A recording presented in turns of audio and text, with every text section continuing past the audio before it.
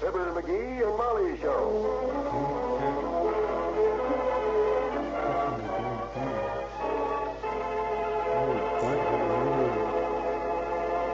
A little girl comes skipping down the driveway and into the backyard of 79 Wistful Vista.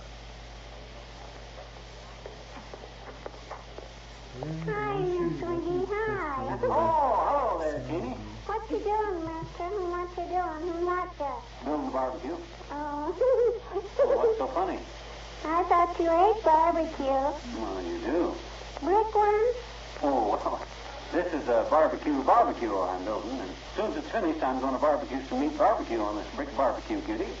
Barbecue comes from an old French word, barbe et queue, meaning from the whiskers to the tail. Oh. They used to barbecue a whole cow at once in them days. Didn't you, old barbecue? Say yes, barbecue. Yes, Mr. McGee. Who was that? Oh, that's my barbecue. I'm building a talking barbecue. Ain't I, barbecue? Yes, Mr. McGee. See? What do you think of that? Well, gee, Mr. McGee, if you're going to build a talking barbecue, you ought to build one with a stronger voice that'll say something like this. Yes, Mr. McGee. Gotta get up pretty early in the morning to fool you, eh, Sid? Yes. Who's that in the barbecue? Wallace Wimple. He's helping me build it. Here, I'll hold you up so you can say hello. Oops-a-daisy. Wait. Oh, now I can see him in there. Hi, Mr. Wimple. Hi. Hello, kid. What you doing inside the chimney, huh? Helping Mr. McGee's bricklayer. When he puts a brick in place here, I smooth the mortar on the inside with this trowel. Why? The Fibber McGee and Molly Show. The Fibber McGee and Molly Show. Because somebody's recording the records. That was probably someone doing it volunteer. Every weekday at this time, NBC brings you Fibber McGee and Molly transcribed. The show is written by Phil Leslie and Ralph Goodman and directed by Matt Putnam.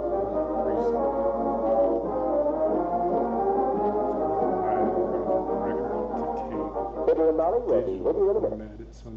If you have children of school age, or children who will be entering a public school within the next few years, we're actually very concerned with conditions in our school system.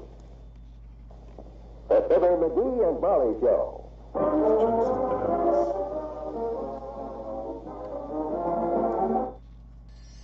I said certified freak, 7 days a week, wet and gushy, make that pull-out game weak.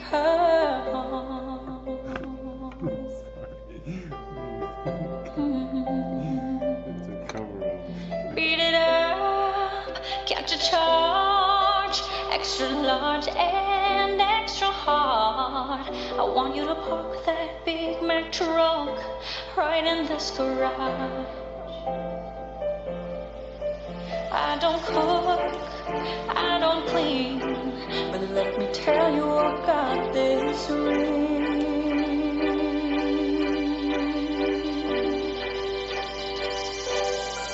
Now from the top, make it drop it somewhere. Now get a bucket and a mop, that's somewhere. I'm talking walk, that's somewhere. Macaroni in a pot, that's somewhere.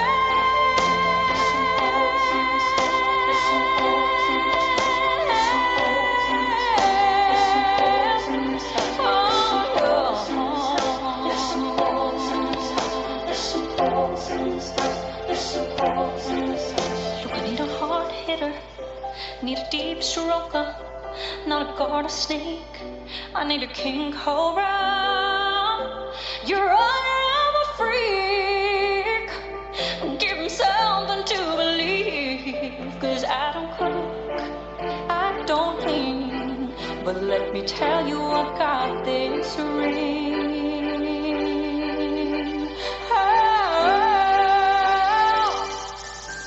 Now from the top, make it drop it somewhere. Now get a bucket and a mop, that's somewhere. I'm talking walk, that's somewhere. Macaroni in a pot, that's somewhere. There's some holes in the sand. There's some holes in the sand. There's some holes in the sand. There's some holes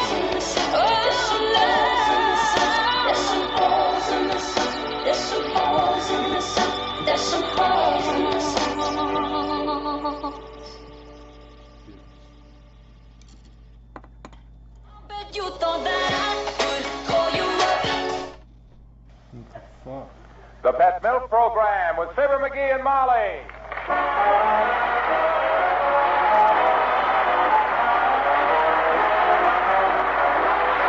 The first evaporated milk, Pet Milk, presents Fibber McGee and Molly with Bill Thompson, Dick LeGrand, Gil Stratton Jr., Gloria McMillan, and me, Harlow Wilcox.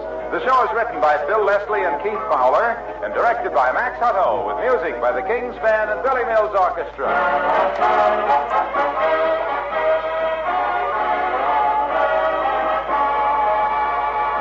This commercial is for husbands only, especially you husbands who help with the family food shopping. When your wife isn't along to sort of keep an eye on you, I know it's a temptation to reach for this and that and not pay too much attention to the list she gave you. But please, fellas, whatever you do, don't forget the pet evaporated milk. You know what happens if there's no pet milk in the house? Well, there's none of that good milk gravy you like with your meat and potatoes. It's pet milk that makes that gravy so good. There's no cream pie for dessert either, because without pet milk, how's your wife going to make that wonderful kind of cream pie you like? And how about the baby? Don't you know that every day in every way your baby gets stronger and sturdier because of pet evaporated milk? Another thing, your coffee isn't going to taste half so good if there's no pet milk to put in it. I've only got a minute, or I'd tell you about dozens of ways your wife uses pet milk so you can enjoy every meal more. But take my word for it, will you, as man to man? And remember, when you do the family shopping, to be sure to take home some pet evaporated milk.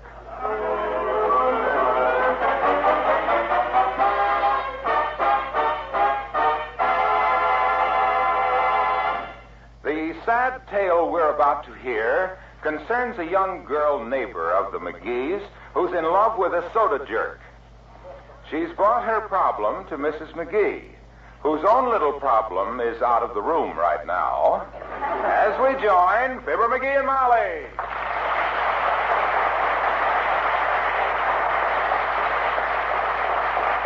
Now, you sit right here and tell me all about it, Deborah. I'll be glad to help if I can, dear. I'd kind of like a man's point of view on it, too, Mrs. McGee. Is Mr. McGee home? Yes, he's down in the basement, dear, tinkering with the cuckoo clock. He took it apart last week to clean it, and now the cuckoo comes out tail first. He'll be along in a minute, though. Oh, good. I think he knows Ed. Ed? Ed Tatum, the man I love. Oh. He's head of the soda department at Kramer's drugstore. We've been going steady ever since we... Oh, hi, kiddo. Well, I finished with the... Oh, we got company? Yes. You remember Deborah Lynn, don't you, dearie? Oh, sure. Hi, Debbie. Hello, Mr. McGee. Say, you're getting to be a real grown-up young lady. Seems like only yesterday I saw you on the street eating a big taffy apple. When was that? Yesterday. That's probably why it seemed like yesterday. Well, kiddo, I fixed the cuckoo clock. The bird comes out head first now? No, but I cut the feathers off the tail and painted a face on the bare spot.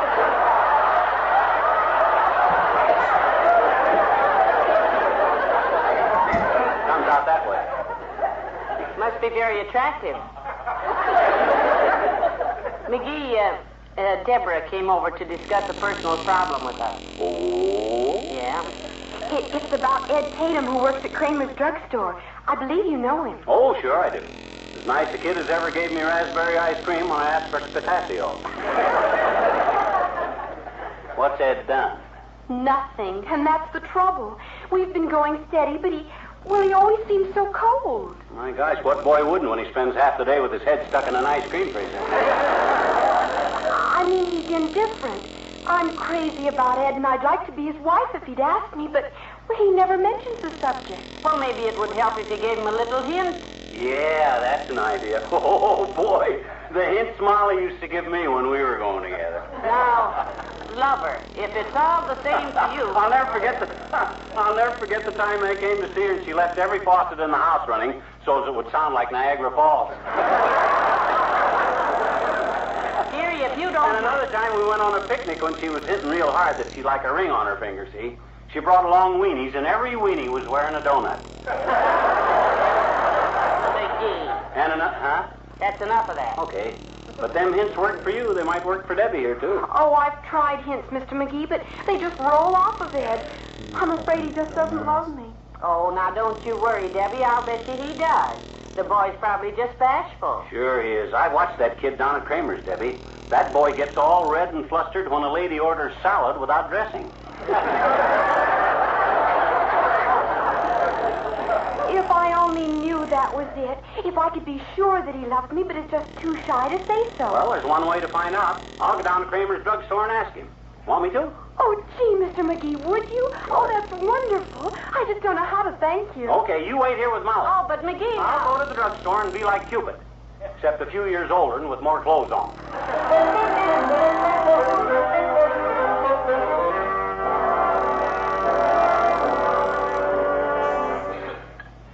Hello, Mr. McGee. Hi, Ed. What can I do for you today? Maybe a phosphate? No, nothing, Ed. Just dropped by to chew the fat.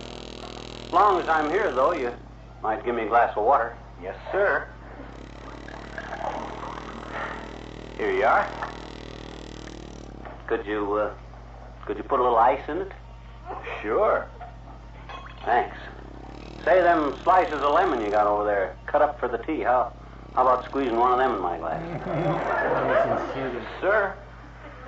There. How's that? Fine. Now slide me the sugar bowl. Okay.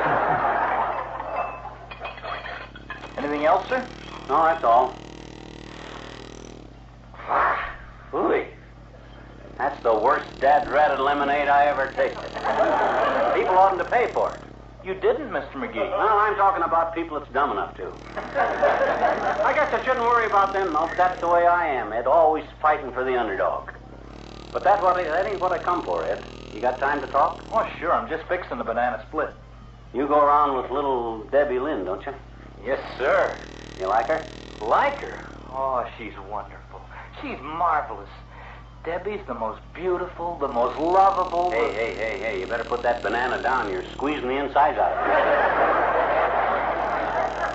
it. Gee, I'm crazy about Debbie, Mr. McGee. Yeah? I think about her all the time. I see her face in every Sunday I dish up. That's why I get confused and serve people the wrong ice cream. Yeah, being in love can do that to a guy, I guess. Get so he don't know his tutti from his fruity. That's what Debbie does to me, all right. Well, if you're so crazy about her, why don't you ask her to marry you? Oh, she'd just laugh at me. Why, I'm not fit to put pickles on her sandwich plate. I'm not fit to touch the hem of her hamburger. I'm not fit to... No. Never mind the shop talk. I got news for you, Ed. Debbie loves you, too. She'd like to marry you. What? Yep. Why, how could she? I can't believe it. Look, Debbie's at our house right now. As soon as you get off work, why don't you come by there and pop the question at her? Oh, I will. Oh, boy, I'll be there. Okay, I'll see you when... Hey. What you doing with them chopped nuts? Chopped nuts? Uh-huh. Oh, I'm just putting them in the banana split bowl. That ain't a bowl, boy. That's your left ear. I'll see you later, Ed.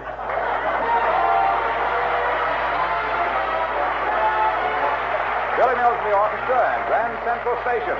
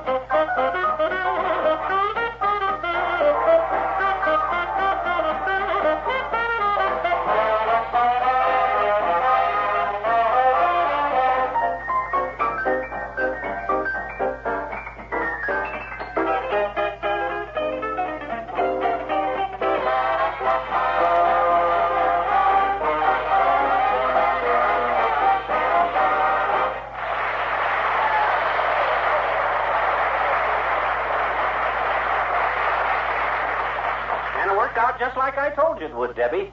Ed's hopped up like a frog on a rock. He's coming over here right after work and propose. Oh, Mr. McGee, how wonderful. Good for you, dear. You've done a fine thing. Yeah, Debbie's a lucky girl to get herself a husband like Ed. Because the kind of a fine, upstanding, sincere, sweet, thoughtful type husband I am, he is. Or will be.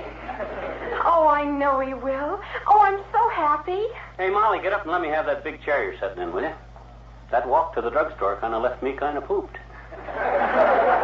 My chair? Well, dearie, I'm trying to sort out some of your socks. Oh, come on, you're always up and down so much anyhow, waiting on me anyhow. It's a shame to waste the best chair in the house under you. Yes, I guess it is. All right, take the chair. Thanks. Hand me a cigar off the mantel there, Molly. I'd get it myself, but you're already on your feet, and as long as you're up... Come in. Well, hello there, Mr. Oldtimer. Hello there, kids. Hey, company. Friend of ours, Oldtimer, Debbie Lynn. This is him. I'm glad to know you, sir. Likewise, daughter. Nice pretty name, Debbie. Think I knowed your mother. Was she a beetle horse from Arkansas? No, Mother was a Barton. That's right, Jezebel Barton. Knowed her very well. She used to be a gun runner for the Confederate cavalry. No. My gosh, Debbie's mother wasn't even around in them days. Oh, this girl wasn't around either, Johnny. She was more of a square. I was saying to Bessie just today... Oh, Bessie, how is she these days? Oh, Bessie's fine, daughter. Sharp as a tack and just as flat-headed. We was down at Kramer's drugstore a while ago having a soda. Kramer's? At the soda fountain? Yep. Nice young fella waited on us there. Tall boy with a far-away look in his eye and one ear full of chopped nuts.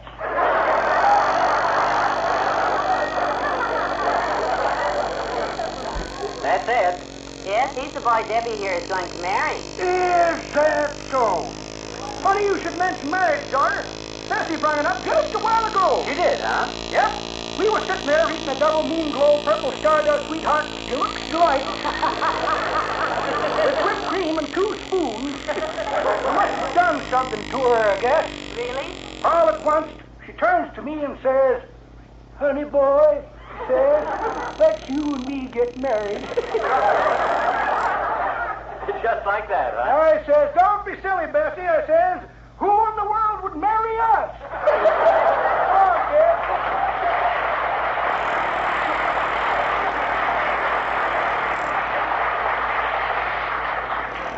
He's very, nice, isn't he? Yeah, he's fine if you can stand him. Shove that sofa pillow under my heels here, will you, Molly?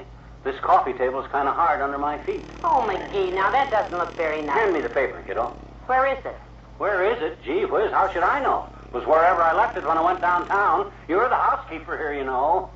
I haven't seen it since breakfast when you were hiding behind it as usual. Does Mr. McGee always read the paper at the breakfast table, Mrs. McGee? Always.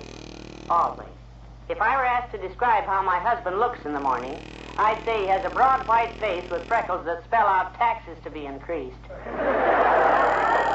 Well, I bet when Ed wants his morning paper, Debbie will run all over the house like frantic looking for it. Well, I do want to be a good wife to him. Well, as soon as you're married, of course, Debbie, the first thing you got to do is let him know who's boss. Him. That way you'll all... Oh, just a minute, boss. Come in. Hello, Molly. Hi, pal. Come in, Mr. Wilcox. Hello. I'd like you to meet our little friend, Deborah Lynn. Deborah, this is Mr. Wilcox. Happy to meet you, Mr. Wilcox. Well, I'm glad to know you, Miss Lynn. I've heard a lot about you from Ed down at Kramer's drugstore. Yeah, and I'm the guy that he brought the kids together, Junior. They're engaged practical. They will be soon. I'll bet Ed runs all the way here from work with his heart in his little hot hand. Ah, that's wonderful, Debbie. I can just picture your wedding day. What an exciting moment when the bride and groom come home for the first time to their little cottage. Oh. The happy young husband steps across the threshold. In his arms, he carries his radiant bride. Oh, sure. And in her arms, she carries a case of pet evaporated milk. Gee, I thought a bride always carried a bouquet. Ah, not a clever bride like you, Debbie. You're bright enough to know that the greatest assurance of a happy married life is plenty of well-cooked food. And the finest foods are those cooked with pet milk. After all, you couldn't cook a bouquet. You know, you got a point there, Junior. Why don't you put your hat back on it and go home?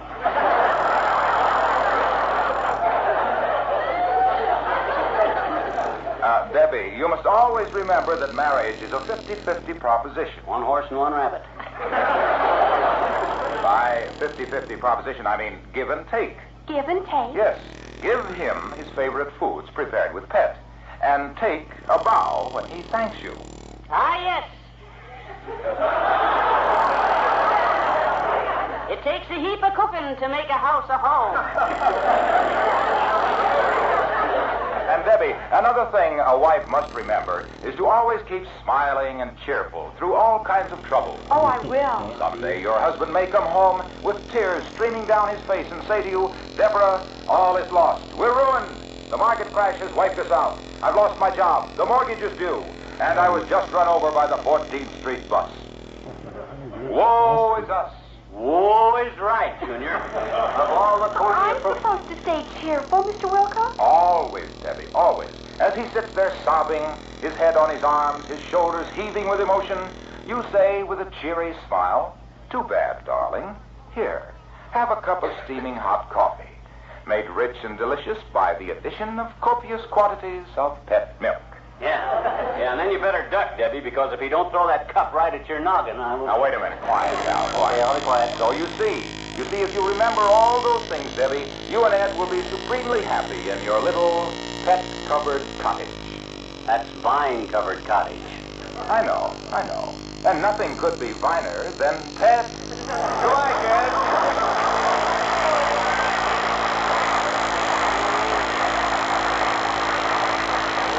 Brother, clear from left field. He seems to know a lot about marriage, Mrs. McGee. Has he been married long? No, Mr. Wilcox knows a lot of girls, Debbie, but so far he hasn't been able to make up his mind. Yeah, he reminds me of a guy I knew back in Peoria. I ever tell you about that, Molly, about Clyde Reeder's romance with the Slade twins, Ada and Ida? You never did. Well, sit down, kids, and I will. You see, Clyde Reeder couldn't decide whether he wanted Ada for his bride or Ida for his bride because Ada was beside her. You couldn't tell Ada from Ida. If Clyde glowed with pride at the lovely picture Ada made, it turned out to be Ida Slade instead of Ada Slade. Clyde tried and tried to divide Ada from Ida, but when he called Ida Ada, it dismayed her, and when he called Ada Ida, it annoyed her. I'd like to have saw that. Without being rude or crude, he even watched the way they chewed their food, but that didn't work because Ada chewed like Ida chewed. The more Clyde wooed, the more he'd brood about the life he'd lead. If he made Ida his bride, because Mike decided when the knot was tied that he should have pursued Ada because her Mrs. Reed instead of Ida. Yeah, I see. But Clyde paid no heed to the tears that flowed, for he knew if he stayed, his love would fade and never succeed. So he denied Ida and defied Ada and went to Nevada and married a Swede named Hilda McGillicuddy.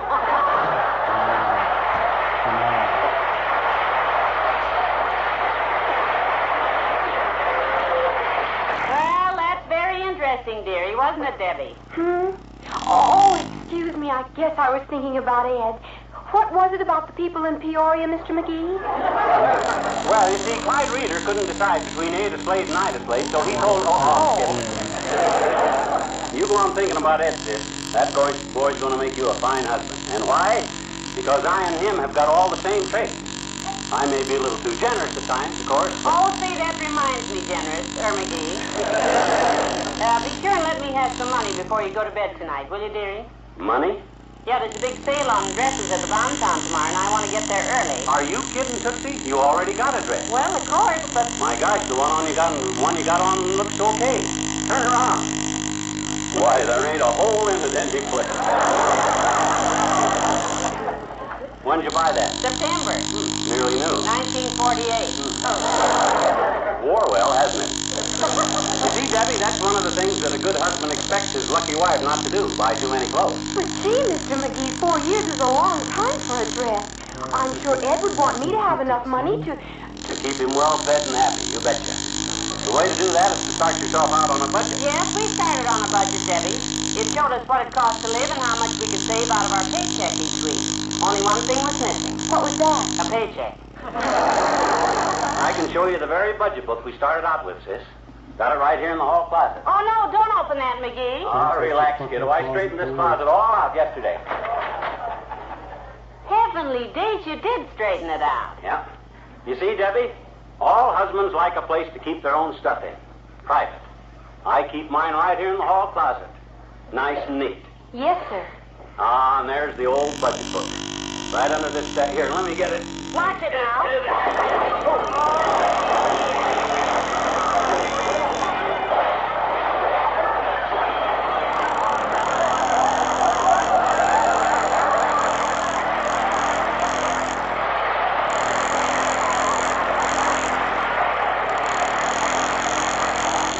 There it is.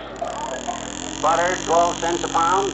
Loaf of bread, 5 cents. Round steak, 15 cents. Liver for the cat, no charge.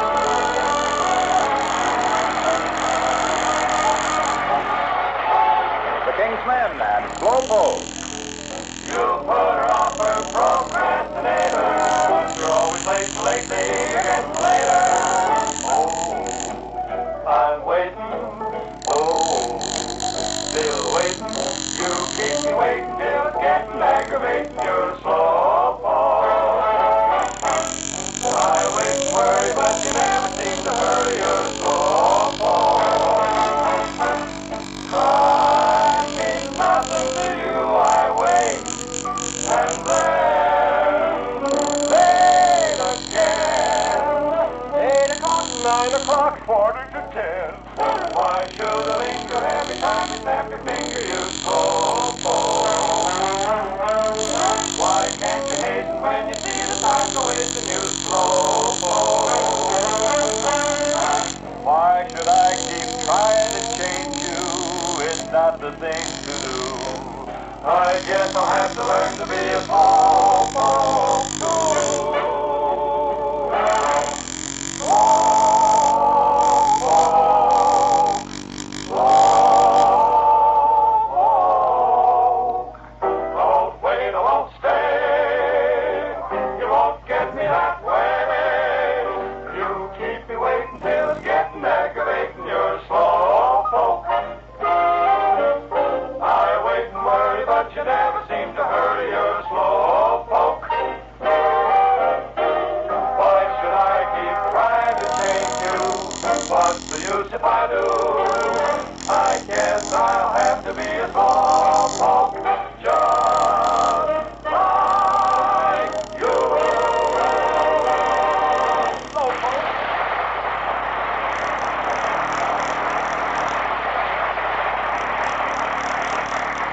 Put everything back in the closet okay, Molly? Get it all straight? Yes, master. Ah, this is a great life you're heading for, Debbie. You and Ed. Yes, sir. You kids will be happier than pigs in a puddle. Anything he wants to know about being a husband, I'll tell him. And where are you going? I think I'll go get a drink of water. My throat is strong. Just help yourself, dear. My, she's nervous. Yeah, I was just excited. Just a pretty wonderful day in her life, Molly. And you know something? Yeah? Gives me a kind of a warm feeling to be the one that brings those two young lovers together. To know that I have been chosen as the instrument of fate. Sort of a blunt instrument. Why, them kids will... Uh-oh, is this him? Is this Ed? No, it looks like Ole. Come in. Oh, hello, Ole. Well, hello, Mrs. Hi, McGee. Hi, Ole. Stick around for the excitement, boy. Young Ed Tatum is on his way over here to propose any minute. Oh, is that so? Yeah. Well, I hope you two will be very happy together, McGee. Wait a minute. Who does he propose to? You, Mrs.? Oh, no, little Debbie Lynn, Ole. She's out in the kitchen. Himself here's playing Cupid. Sit down, Ole. Oh, I can't stay, Mrs. You see, my missus tell me to ask you what about the little party at our house. Party? Oh, that reminds me, Molly. Ole's wife told me to tell you that you're invited to a party at her house. Last night. Well, thank you very much. My goodness, Ole, this is the first I heard of it. Tell her I'm sorry. Well, that's too bad, Mrs. And for you, McGee, I give you some good advice. Advice? Don't mess around with other people's love lives. What you mean? Look, McGoose, there's only one word I know of that rhymes with Cupid. It starts with a S, and believe me, it ain't smart feller either. So long. So long.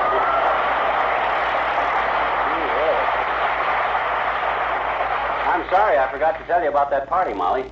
But you wouldn't have had any fun there anyhow without me. It was just women. I know. Debbie, don't look so distressed. That happens all the time, dear. I didn't mean to be listening in, Mrs. McGee, but, well, gee, I'd hate to miss a party just because my husband... Well, I hardly ever go anywhere without him anyhow. The most fun about being married is just being together, the two of you. Always. Sure it is. Oh, I know.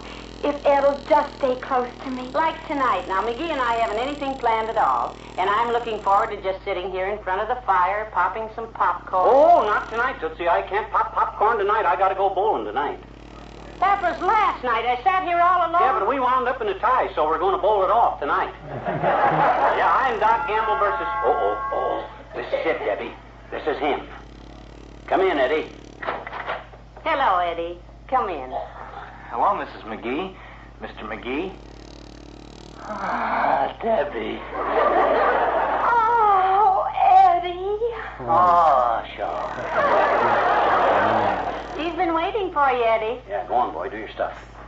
Debbie, darling, I want you to be my wife. That's it. I will cherish you and protect you, and I'll work my brains out. Oh, Eddie, I know you will. Will you be thoughtful and kind? And when I need things, will you let me buy them? And will you never leave me home alone, Eddie? Isn't that sweet, McGee? Yes. It's a far, far better thing I done than I've ever done before. Debbie, listen. This is a pledge, honey, a solemn vow. Yes, Eddie? I promise you from the bottom of my heart, I'll always do everything I possibly can to be the same exact kind of husband Mr. McGee is.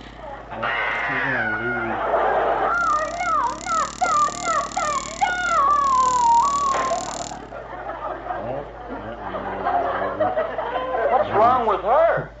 I don't know. It must have been something she ate.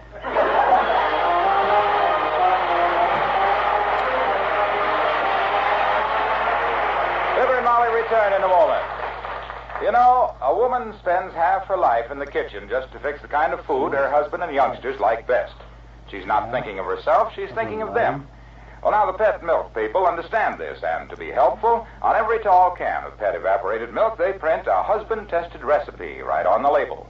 Every recipe on a Pet Milk label is first tried in homes like yours to be sure the result is pleasing to the family. And that's just one extra you get when you get Pet evaporated milk. You also get extra richness because Pet Milk is good, sweet country milk concentrated to double richness by evaporation. You get extra convenience, too, because Pet Milk stays good and sweet in those handy sealed cans. So if you like, you can buy a month's supply at a time.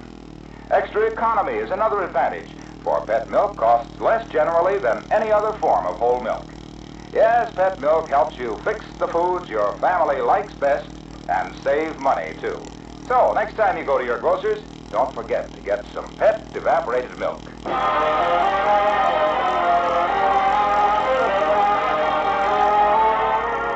So you see, Deborah, Ed will look just as wonderful to you as Mr. McGee does to me. I know he will, Mrs. McGee. I acted awfully silly a while ago. Mr. McGee has his faults, of course. We all do.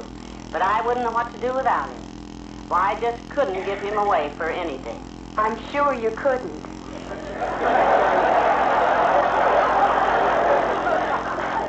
I know Ed and I will be so happy. He'll be so sweet and thoughtful and kind. The most wonderful husband in the world. Somebody call me? No, dearie. Oh, good night. Good night, all.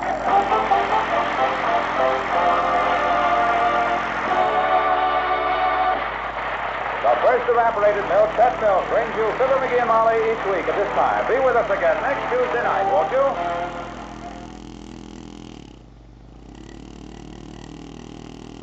Mix a happy marriage with a lonely mother-in-law and a secret love, and you have the ingredients for the dramatic story of the week on Pet Milk's Mary Lee Taylor program next Saturday morning. Don't miss it.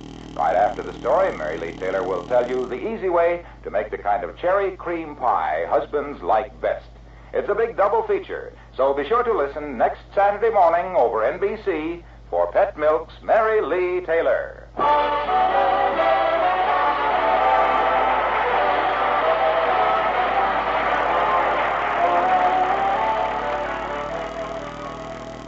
Now enjoy the Eddie Cantor Show on NBC.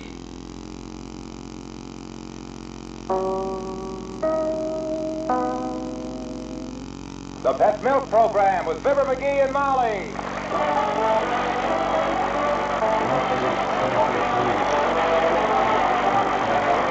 The first evaporated milk, Pet Milk, presents Fibber McGee and Molly with Bill Thompson, Gail Gordon, Arthur Q. Bryan, Dick LeGrand, Ed Begley, and me, Harlow Wilcox.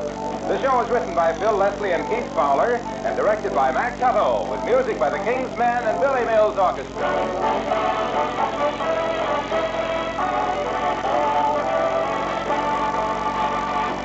Maybe you think 13's an unlucky number. But down in Galveston, Texas, there's a happy family that knows 13 is a mighty lucky number. You see, 13 years ago last Friday, 4 extremely tiny, delicate babies were born to Mr. and Mrs. Badgett of Galveston. So tiny and delicate, the Badgetts wondered if all 4 would live. Well, you should see Joan, Joyce, Jeanette, and Geraldine now. They're pretty as a picture, happy and healthy as can be.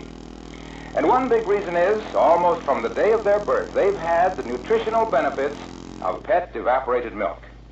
Yes, from infancy right on through to teenage, Pet milk has helped the Badgett girls grow and develop into sturdy, happy youngsters with good sound teeth, strong, straight bones, and a wonderful feeling of well-being. Well, everyone at Pet Milk is glad and proud to have had some part in making February 1st a very happy 13th birthday for the Badgetts.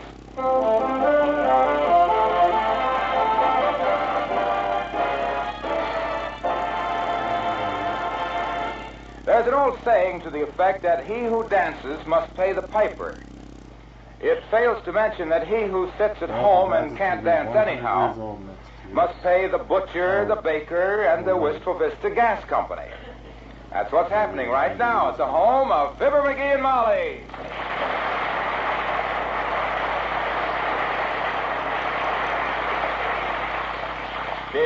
Bills. These dad-ratted monthly bills take all the fun out of living, Molly.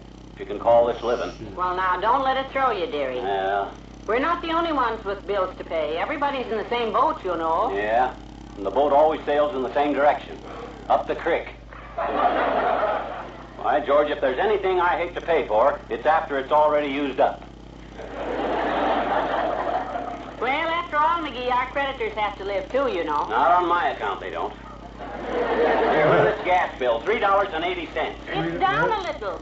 $3.80 for gas. What do they think I'm doing, inflating blimps for the Navy or something? My gosh, you think that... Oh, pay it, dearie. Oh, sure. The last hassle you had with the gas company, I cooked in the fireplace for a week. 21 meals on my knees is enough to last me for a while. Don't worry, Tootsie, I'll pay it. I know when I'm stuck. I got so many knives between my shoulder blades now I can't get my overcoat buttoned. There. Now that's one ready to go. How many more checks do you have to mail? One more, Tootsie. Good. Here's an envelope. Oh, thanks. As soon as I address this one, I'm... now look at that. My pen is dry. Where's the ink, kiddo? I gotta fill my pen. There isn't any ink. You used the last drop 2 weeks ago. Well, how do you like that? Practically through, and now... Well, if you only have one more envelope to address, do it with a pencil. Oh, no. Not me. I got my pride, kiddo.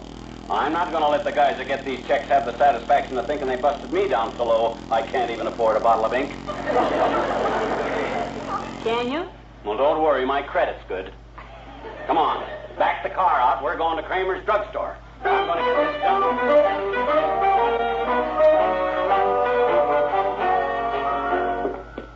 Now, let's not waste any time shopping here, Molly.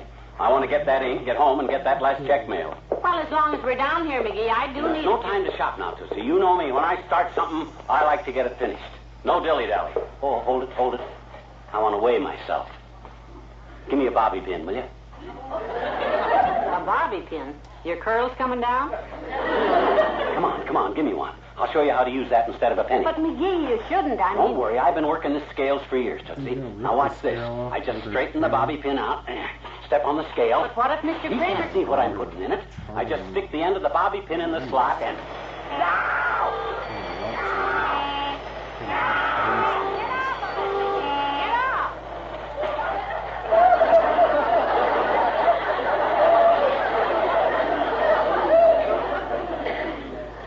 My gosh. Of all the dirty, rotten tricks I ever... like to scare the... Oh, hi, Kramer. Had the scale wire since you were last here, McGee. Doesn't work on bobby pins anymore. Try a penny sometime. Anytime I want to get weighed, Kramer, I got a scale at home. We're here on business. Yes, we want a bottle of ink, Mr. Kramer. Well, you're in luck today. We're having a penny sale on ink. 1 bottle for 25 cents, 2 for 26. We'll take 2, Mr. Kramer. Here you are. Hey, the ink looks kind of gummy in one of these bottles, Kramer. The 2-bit one. Let's just put that one back, and I'll just take the penny bottle.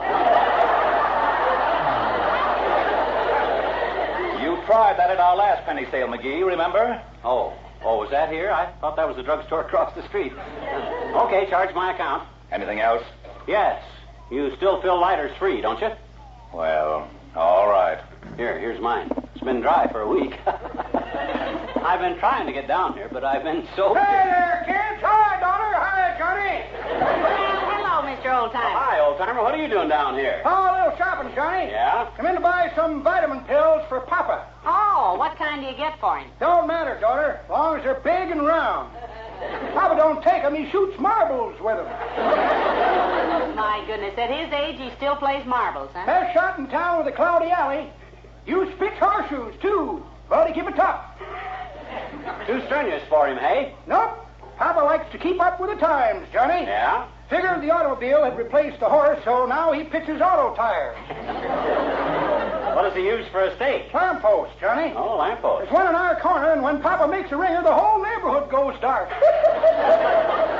Must be quite a sight, the old boy flinging automobile tires at lampposts. Yes, sir. Looks very impressive, Johnny, especially on Sundays. Oh? Weekdays, Papa just wears old clothes and tosses retread.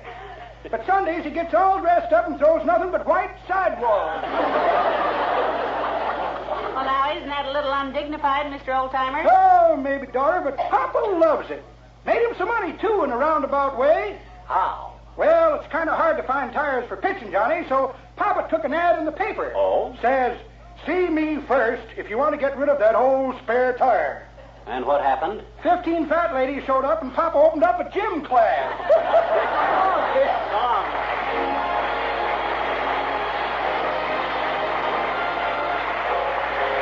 Billy Mills, the orchestra, and always.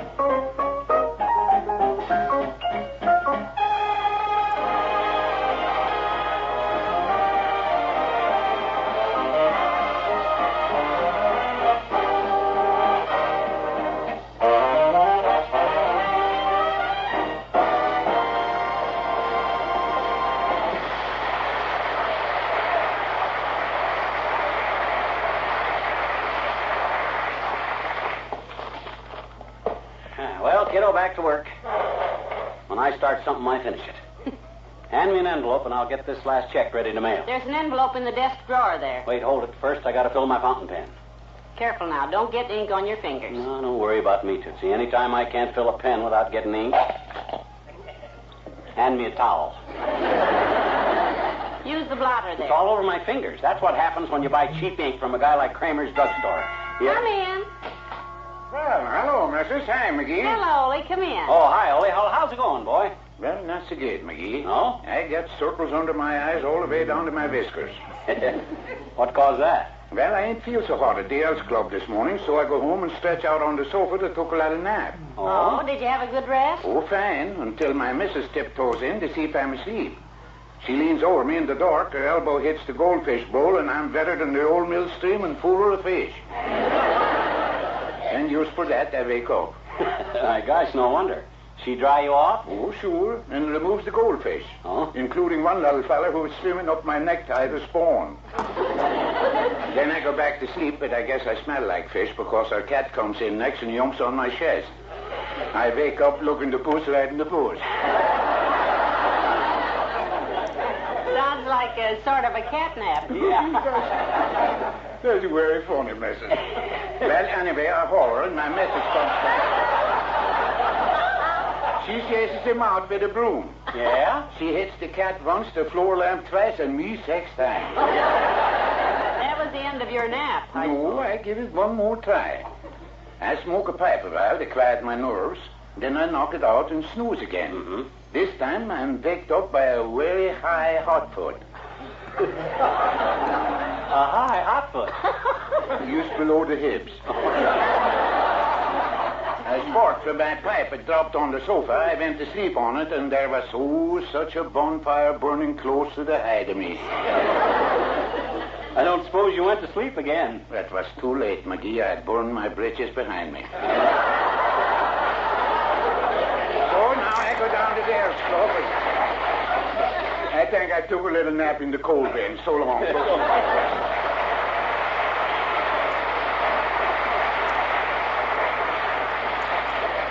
Poor Ole. I hope they have soft coal down there. Now, doggone it, if I can concentrate for a minute, I'll get this envelope addressed. Let's see. Oh, Dad, dread that. Now what? Ah, that cheap ink of Kramer's. Leaked all over the envelope. Oh, dear. Give me another one. That's the last envelope in the house. What? Oh, if this isn't the most exasperating. By George, this thing ain't gonna lick me. Back the car out, Molly. Back to Kramer's drugstore.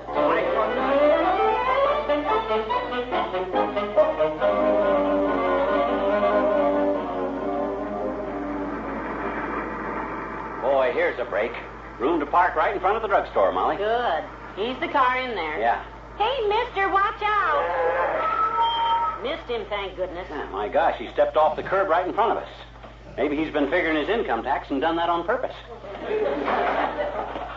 You better watch where you're going there, Bud. You almost... Oh, hey, it's you, Junior. Hi, pal. Hello, Molly. Yeah, hello, Hal. Oh, thanks for the fast stop. Didn't you see us coming, Mr. Wilcox? I'm afraid not, Molly. I'm in a kind of a daze, kids. Look, you know that big quiz show on WVIS? The one with all the loot? Yes, why? Yeah. Well, I was over there this afternoon. Yeah. They called me up on the stage, and I won the jackpot prize. Oh, that's wonderful, Mr. Wilcox. Yeah, boy, you must have won enough stuff to fill a whole... You should have seen the stuff they had on that stage, pal. Yeah. First prize was 3 mink coats, boy, 6 convertibles, a yacht, and I don't know what all. Heavenly days, isn't that wonderful? Yeah. What are you going to do with all of it, Mr. Wilcox? My mink size is 14. Molly, I didn't take any of that junk. I like yellow convertibles if you got... Yeah? You didn't take it? No. You see, as first prize winner, I had a choice, pal. So I took the other prize. Other prize? Great, big, beautiful cherry cream pie. Made with pet evaporated milk. I was wondering when we were going to hear the first little trickle. Ah, what a fabulous prize. That delicious, smooth custard made so rich and creamy with pet evaporated milk. Oh, yes. Ah, yeah. It's pet that makes the difference. Pet milk that gives it that delightful, creamy smoothness that tops everything tastes. I know it's wonderful, Mr. Wilcox, but, well, 6 convertibles and a yacht and 3 mink coats after all. Well, Molly, look, let's be practical. I've got a car, yachts make me seasick, and, well, I look awful in mink. But a cherry cream pie made with pet milk, oh, I'm no fool. That's one man's opinion. Picture me tearing into that beautiful meringue topping. Ah, boy, I'd like to have saw that. Slicing through that creamy filling, tasting that fabulous pet milk richness. Boy, I'm killing me. You're killing me too, Junior. Hey, let me sit down here beside your car and dream about it some more. What a pie. What a flavor. What a thrill. What a knucklehead. Well, come on, Molly. Let's get in the drugstore. Oh, hi, Kramer. We're back. McGee, I told you before there'd be no refund on that bottle of ink. It's not my policy to We've take back come to buy some envelopes, Mr. Kramer. Oh, I beg your pardon. I don't care about the weave or the gloss or the finish. I just want plain envelopes. Manila? I don't care about the flavor either. All I want is just some White envelopes, Mr. Kramer, regular size. How about these? 15 cents a package. How much for one? One? One envelope? That's all I need. I'm just mailing. Oh, live it up, dearie. Buy the whole package. He will if he wants any. Okay. Put them on my bill. And hey, Kramer. Yes? Fill my lighter, will you? I already filled your lighter. Yeah, but that was my pocket lighter. This one's off our coffee table. Snap it up, will you, Kramer? Because I got to get back to work. All right. That's it. You had to have a drugstore, Kramer. Why didn't you stay in the veterinary business like you started to? If you're going to deal with a jackass anyhow, you might as well do so.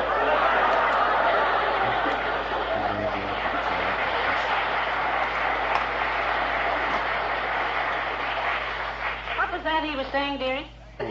He said he'd fill it. I hope he hurries, too, on account of... Oh, hi, Latrivia. Oh, well, hello, Mr. Mayor. Nice to see you, Molly. Hello, McGee. What brings you down here, Latriv? A squad car? As a matter of fact, yes. Oh. My own car's in the shop today, so I've been using a city car with the police chauffeur. I guess you're pretty busy these days, Mr. Mayor. Oh, extremely so, Molly. Meetings with the city council, paving contracts to study, setting up a new budget for the year. I've just been on a merry-go-round all day. Well, that's a heck of a way to run the city hall, boy. That's all I think. I beg your pardon, McGee? Spending all day on a merry-go-round. Yeah, all the... Which one do you go to, Mr. Mayor? The one down on Oak Street or the one... No. Just a minute. Please. I didn't mean... No wonder that budget of yours makes the taxpayers dizzy. If you make it out riding around on a merry-go-round all day, boy. I don't make anything out on a merry-go-round. Look, all I meant is that I've been terribly busy today. I've just been going round in circles. Well, of course you go around in circles on a merry-go-round, Mr. Mayor. If you find a merry-go-round that goes up and down, that's a Ferris wheel. Certainly. And if you think you can run this town from the top of a Ferris wheel, that's the worst political mess I ever heard of. And I didn't say anything about a Ferris wheel. Who said anything about Ferris wheels? Mr. Mayor, does the city council know about this? Does the council know how you spend your day? Well, of course they do. The entire council has been with me all morning. Now, look. Oh, boy, that does it. Hold that rabbit true, riding the horses on the merry-go-round. Probably all dressed up in hop-along Cassidy suits with cap pistols and... I don't get dressed up in cap-along Cassidy suits. Dressed up in wrap-along Cassidy suits. Cassidy suits. Look, when I said I'd been on a merry-go-round, goes round, hold down, I didn't take the county's thistle on the Werris field at all. Or the Sample pistol on the Werris pistol. Thistle. You were the ones that... I didn't...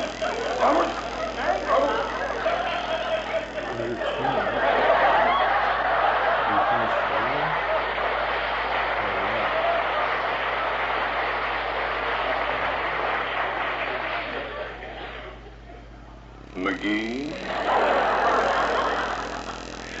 Yes, boy, I'd like to hear your explanation, but I got no time. I got to get home and mail out a bill. Our car's right out in front here. Oh, is that your car out there? The one with Wilcox sitting right beside it? Yep. Oh, he's still sitting there, McGee. Oh? There's a man in a blue suit talking to him.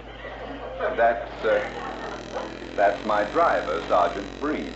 Oh? Mr. Wilcox is shaking his head. Oh? The officer has a book out. Oh? Mr. Wilcox shrugs. He gets up. He walks away. Hey. Hey, what was he sitting on out there anyhow? A fire hydrant. Well, it must have been pretty uncomfortable. What? We parked next to a hydrant? Yes. Hey, officer, just a minute. Don't like that ticket. I'm a friend of the mayor. Hey, Breen.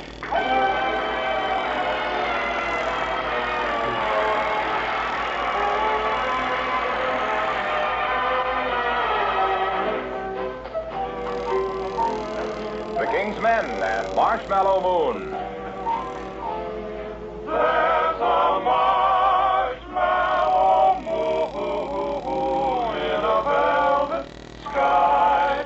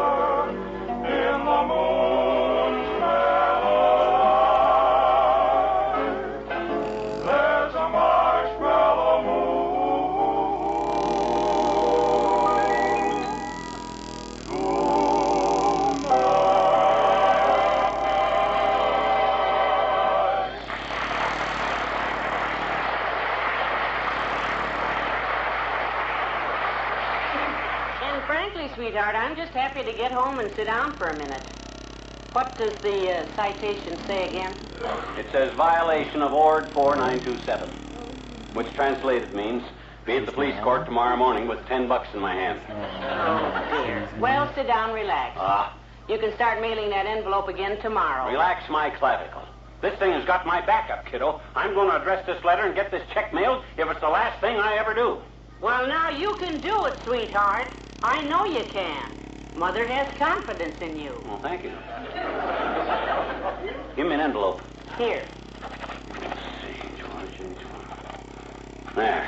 Finally got it addressed. There. At last. Give me a stamp. Quick, while I'm hot. Stamp right there in the little box. Oh, I used all the stamps in that box. Don't tell me we're all out. Back the car out. Oh. Molly, I can't afford another trip in that car. Skip it. You mean we can stay home? No, sirree, we can't stay home. Grab your hat. We'll take a streetcar down to Kramer's. Oh, by George.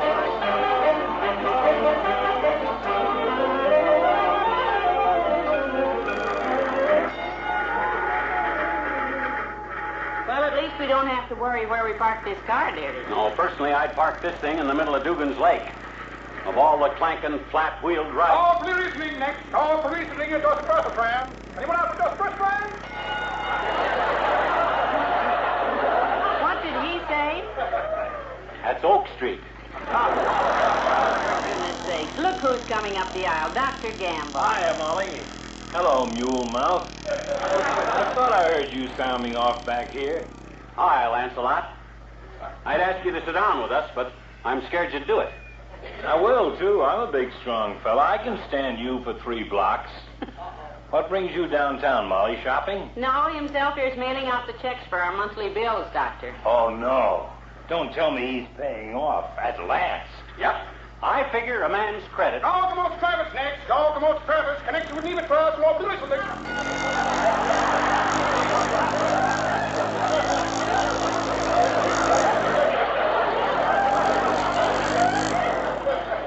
I figure a man's credit is his greatest asset, Doctor.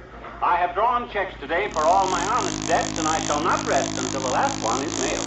Well, this is exciting. I'll rush right back to the office and wait for the mailman. And thank you, Honest John. I didn't make a check out for you, Festo, so just relax. What? What about that $10 you owe me since November for curing that bad cold you had? I said my honest debts. I ain't gonna pay that one, boy. Oh, blackmail, huh? Call it what you will. If I don't cancel it, you'll tell all the citizens of Wistful Vista that I saved your life, and they'll run me out of town. No, I ain't gonna pay you on account of it was your fault. I got the cold in the first place. Oh, McGee, how could it be the doctor's fault? Because what give me that cold was I got caught in the rain coming home. Well? If I'd have got home 5 minutes earlier, I wouldn't have got caught in the rain. Go on. And the reason I didn't get home 5 minutes earlier was because I ducked into Walt's Small Shop and had a cup of coffee. Continue. And the reason I ducked into Walt's Small Shop was because I saw you coming down Oak Street and I didn't want to talk to you.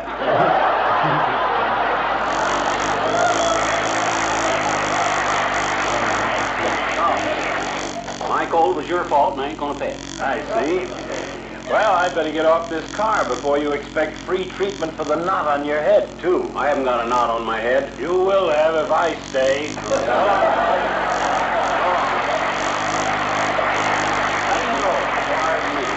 Exit out, go Blaswick, next change for nurse. Hey, Molly, this is our stop. Hurry, dearie. Come on. Okay. Go Blaswick, all out for Go Blaswick, nurse car. Watch it, Molly. Give me your hand. One step, please. It's the first part of Trust Company. Forward.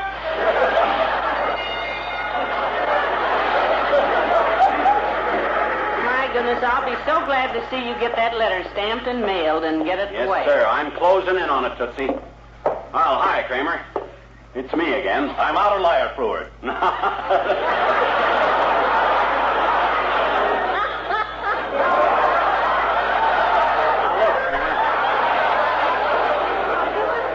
Liar fluid I don't need. I come to buy it. Fine. What do you want? A 3-cent stamp. What? Oh, for the... here. 3 cents. Charge it. Thank you. Anything else I can do for you? Yeah. One more thing. Stick out your tongue, will you, Kramer? Oh, McGee, lick it yourself. That does it. I finally got this check ready to mail. I told you I could do it. Quick, to the mailbox, right out here. Hang on to it. I got it. Shot again. There, that's it. Oh, at last the check is on its way. Yeah, when I start something, I stay with it, kiddo. I follow through. My goodness, for all the time this thing took, you could have probably delivered that one in person. Yeah, I probably could. I never thought of that. Who did the check go to, anyway? Kramer's drugstore. Oh, come on, let's grab a streetcar and get home.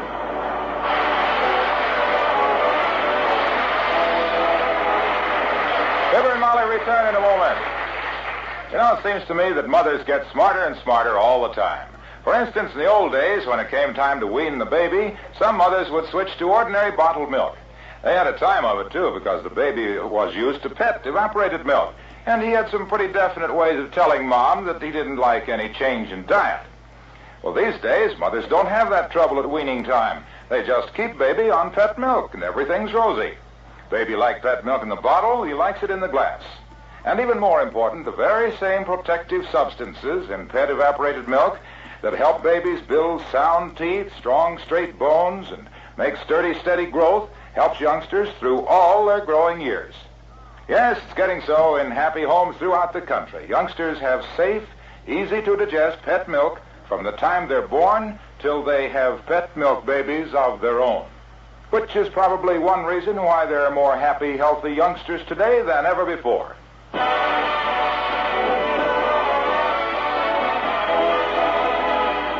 Well, it took a while to do it, dearie, but it's nice to have all our debts paid, huh? Yeah, but there'll be more. Don't worry. Reminds me of a guy I knew back in Peoria. He always kept his monthly bills hid in the chandelier. In the chandelier? Yeah, he finally had to move, though. He couldn't stand having a bunch of bills hanging over his head. Don't you get it, Molly? A bunch of bills. Ain't funny, McGee. Huh. Well, I can't keep up this pace all night. Good night. Good night, all.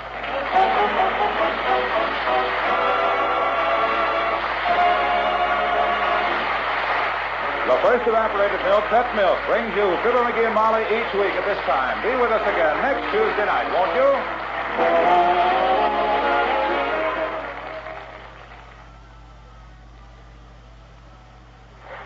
Every Saturday morning on the Pet Milk program, Mary Lee Taylor brings you the story of the week about modern marriage.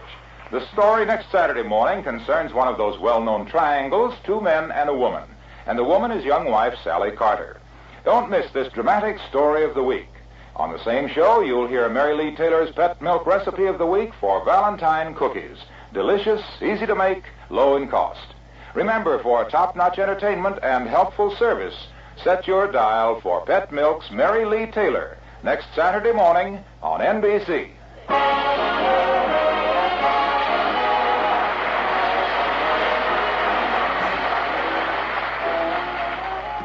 Now, Eddie Cantor on NBC.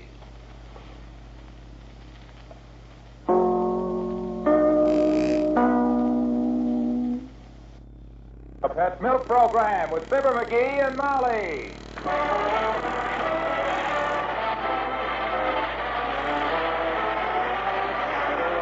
The first evaporated milk, Pet Milk, presents Fibber, McGee, and Molly, with Bill Thompson, Gail Gordon, Arthur Q. Bryan, Dick LeGrand, Jess Kirkpatrick, and me, Harlow Wilcox.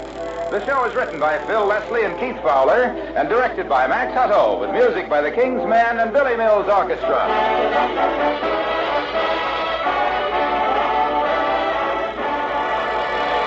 There are times when nothing is quite so satisfying as a good cup of coffee. And if you're in the habit of creaming your coffee, Pet Milk is for you. You see, Pet evaporated milk, unlike ordinary milk, is just the right consistency for coffee because it's concentrated to double richness. Yes, Pet Milk is actually twice as rich as ordinary bottled milk. That's because Pet Milk is good, sweet country milk with nothing but water taken out. In fact, more than half the water is taken out of the rich country milk to make Pet evaporated milk. So you can see why Pet Milk is so right for you if you're a coffee drinker who customarily reaches for the cream. And for the same amount of money you ordinarily spend for coffee cream, you can get more than twice as much Pet Milk. So your money goes twice as far, and your coffee is creamy colored, mellow, satisfying when you use Pet Milk. Try it, won't you? I'm sure you'll like it. Get several cans of pet milk at your grocer's tomorrow.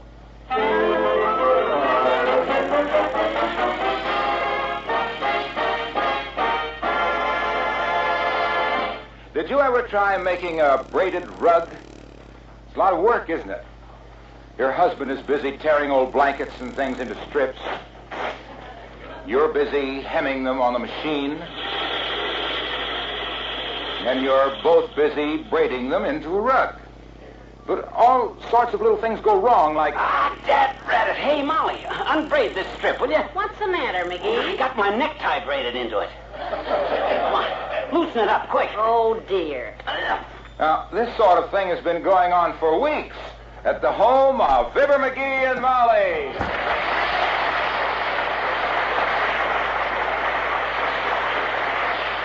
There, now, take the necktie off, McGee, before you strangle yourself. Yeah. Ooh. You don't need a necktie with a sweatshirt anyhow.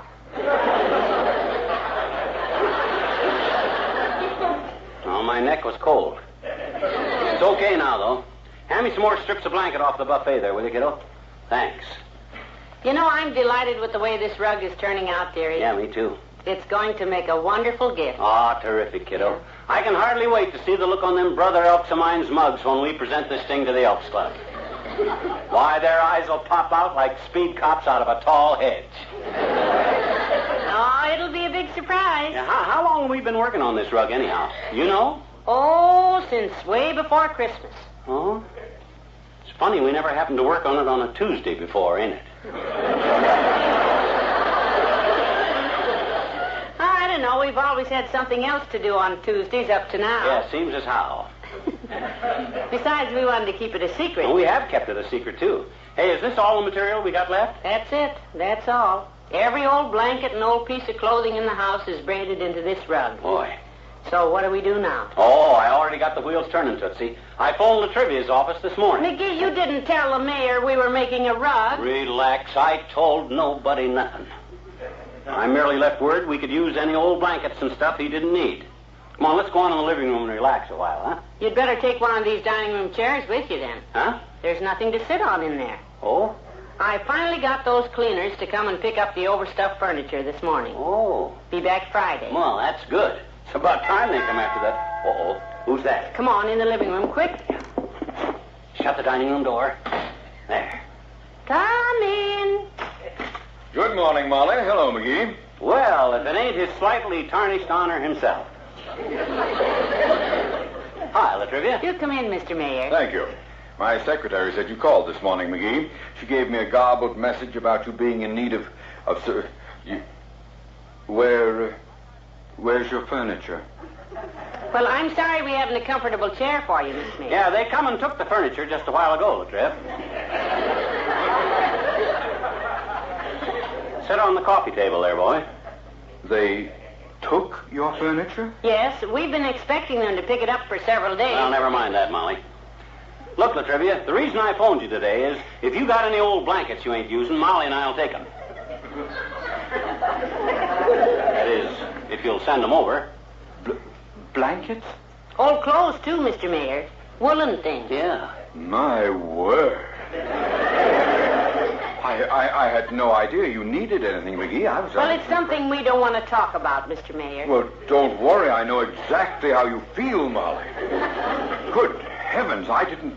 Well, how long has this thing been going on? Oh, for several weeks, Latrivia. We've been getting along all right, though, without any help at all. Till today. Yes, we finally just ran completely out of everything today, Mr. Mayor. Yeah? We hated to ask you. Gad, what courage. Well, don't you worry. With that magnificent spirit, everything will work out fine. I shall be proud to help. Well, thanks, Homer. Now, about money. Do you... Oh, now, we didn't expect to pay you for them, Mr. Mayor. My gosh, if you're going to charge us money for a bunch of old blankets, just forget... Oh, no. No, I didn't mean that at all. Well, how about your bills? Huh? Your utility bills, lights and gas. Are they badly in arrears? Oh, now, just a darn minute, Buster. That's getting pretty dad-ratted personal. Yes, it really is, Mr. Mayor. We are expecting the man from the light company, but... But that's our business. If I'm going to have to explain to you all just about a minute, dearie, just a minute. This may be the light man. Come in. Nope. It's the heavy man.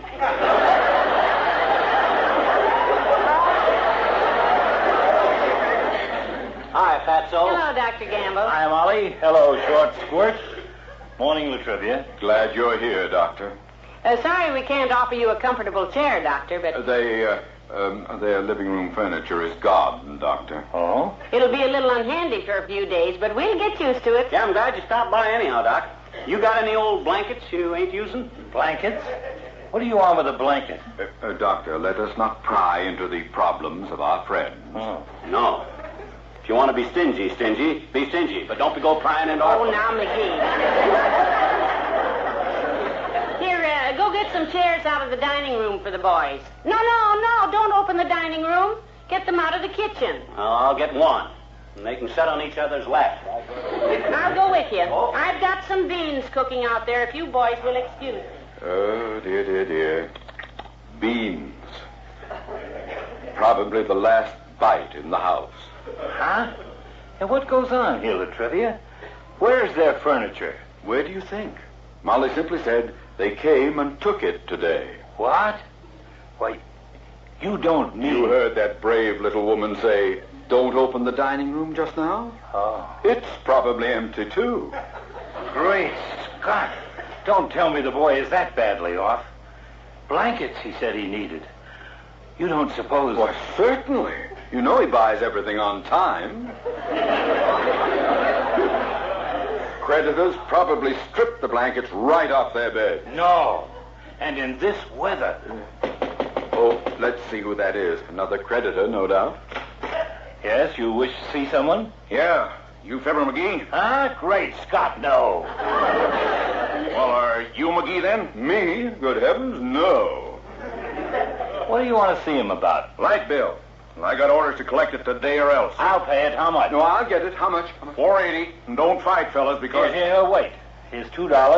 $3. Yes, here's the rest of it. There you are. Oh, well, here's your receipt. Doggone, and I never get to turn him off. 10 years I've been trying to cut off his lights, and he always crosses me up. I never get to turn him off. Oh, this is murder, Latrivia. These poor kids. We won't let them down, Doctor. By George... Well, here's a chair for you guys to fight over, and what are you muttering about? Speak up. Look, my boy, about those blankets and things. Oh, yes. Do you have some, Mr. Mayor? I not only have some extra blankets, I have a couple of suits that I never wear. I'll send them over. I can find a few things for you, too, McGee. Don't worry, son. You've got friends. Come on, Latrivia. Yes. True friends. See you later. Aren't they sweet, McGee? Well, I'll let you know when I see what they send us, kiddo. Boy, when we get that rug finished, we'll have a surprise for them, else it'll be the greatest...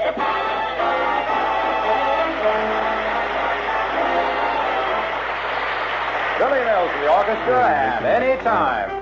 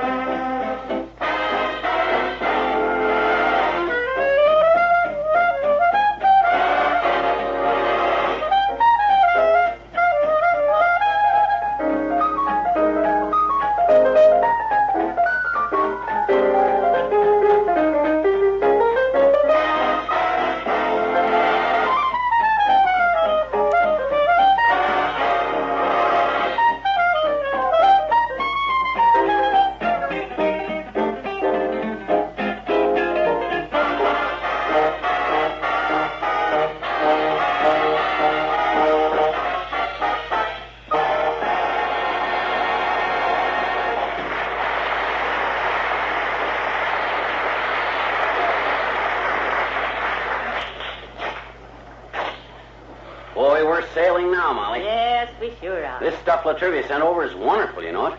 Look at that blue serge suit. Boy, it ain't even shiny. Looks like new. Yeah. And those blankets. Look, they've still got the price tags on them.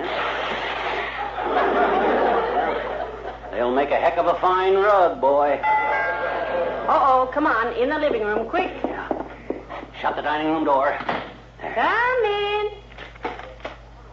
Hello, Molly. Hello, pal. Hello, Mr. Wilcox. Hi, Junior. Pull up a coffee table and sit down on it. I'd offer you a chair, but... No. I know, pal. I know all about it. Huh? I just left Doc Gamble and the mayor. How are you kids fixed for pet milk?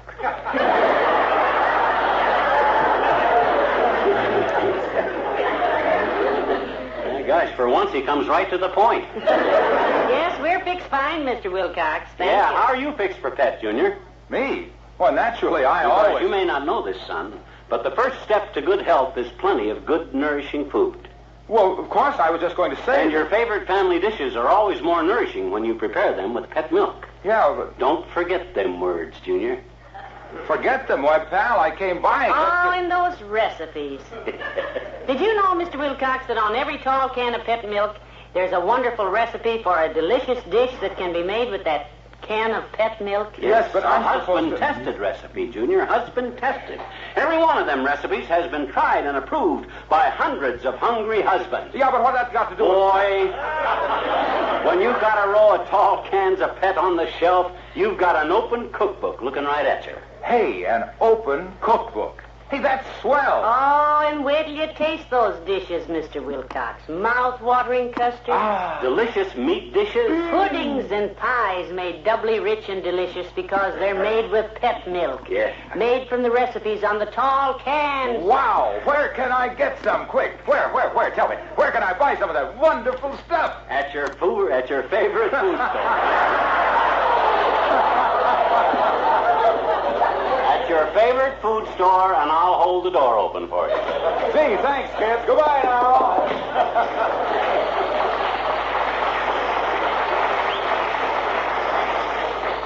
Well, come on, kiddo. Let's get to work on the stuff that Mort Toops brought over this morning. Oh, did Mort Toops bring something? Yep, a blanket and a couple of suits. Paid me a nice compliment, too. Oh, really? Yeah, just for nothing. He said he wouldn't be surprised if I turned out to be the best-dressed guy in town. Well, now, isn't that nice? Honestly, people are so sweet to us. Come in. Oh, it's Mr. Wimple. Hello, folks. Well, hi, Wimp. Pull up a coffee table and sit down on it, boy. You know, we haven't seen you for weeks, Mr. Wimple. Been busy? Well, no, Mrs. McGee. I've been confined to quarters. Oh, what for, Wimp? Well, Sweetie Face and I... Sweetie Face? You mean... Yes, my big old wife. Sweetie Face and I were out for a walk in the woods a few weeks ago with my bird book, and the most wonderful thing happened. She stepped in a bear trap? Not that wonderful, Mr. McGee. Oh. No, we were walking along, and all at once I saw a baby robin hopping along the ground. I ran and caught it. Oh, a baby robin. Oh. Yes. And right away, Sweetie Face wanted to hold it, but I said no. No. Yes. Well, we argued back and forth like fury for, about 2.5 seconds. And finally she said, Wallace, give me the bird. Oh, did I give it to her? Oh, my goodness, then what? Well, when I recovered consciousness the following Thursday,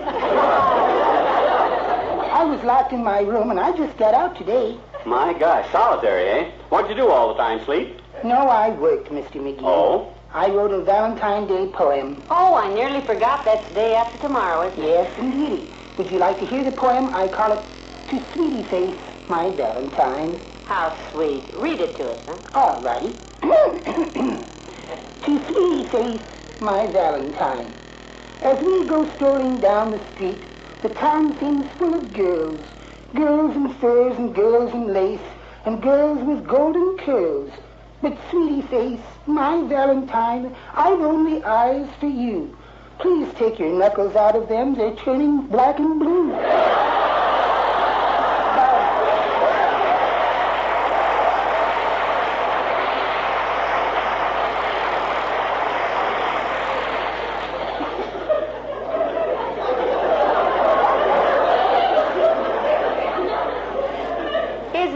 sentimental, McGee. Yeah, drippy as an old faucet. Well, come on back in the dining room. Boy, we got enough stuff here to braid a tent. Look at it. You think we'll get finished with this rug tonight? Oh, never. No. I've got to start dinner in a few minutes. Man, these flannel slaxilla-trivias are sure tough. There. Boy, won't them elks be tickled when they see what we've been doing? Oh, heavenly days. Grand Central Station. Back in the living room, quick. Close the dining room door. Come in. Oh, hi, Tallow Bucket. You back? Yes. Now, look, McGee, can you use a heavy overcoat? Here, help me take it off. Overcoat? Why, sure, Doc, but gee whiz, that's the coat you're wearing, boy. I've hated it since the day I bought it, Oh? last spring. Wrong shade of black for me, anyhow. Here, take it. Okay. My goodness, well, that'll help all right, but you're sure you don't want it, Doc? Take it. I gotta run now. Don't you worry about a thing, kids. Well, isn't that a beautiful coat? Boy, oh boy, look at it. Must be half an acre of wool in it. Isn't it wonderful the way everybody's bringing the stuff for this braided rug, though? They don't ask questions or anything. Yeah, you know, it's swell. It just goes to show, Molly. The good one does just sort of piles up on one. Yeah. It makes you feel all nice and warm inside, doesn't it? I'll say it does. Hand me Doc's overcoat. And that butcher knife. I'll make a rug for them guys at that Elks Club that they'll cherish.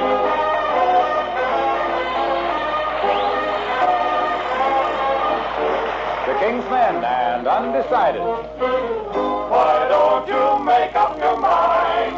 Stop beating around the bush. Oh, first you say you do, and then you don't. Then you say you will, and then you won't. You're undecided now, so what are you gonna do?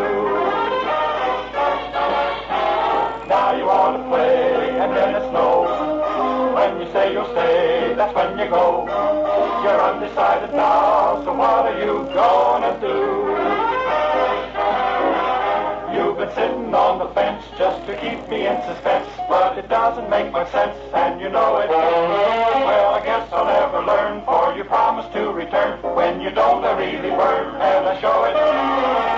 If you got a heart, and if you're kind, don't keep us apart, make up your mind. You're undecided now, so what are you gonna do?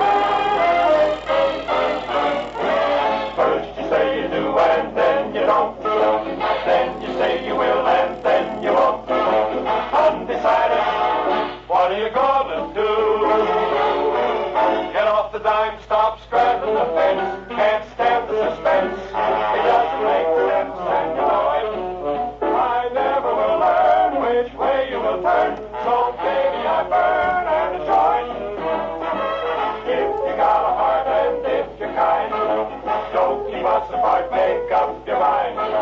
Undecided, what are you gonna do? Aggravating, baby. What are you gonna do?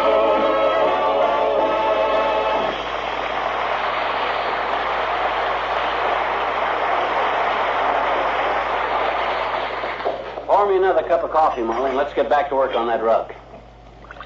Well, I believe we can finish it today all right, sweetheart. Hope so. How'd you sleep last night, anyhow? Oh, awful. I was not only braiding rugs all night, but I had a horrible... Come in.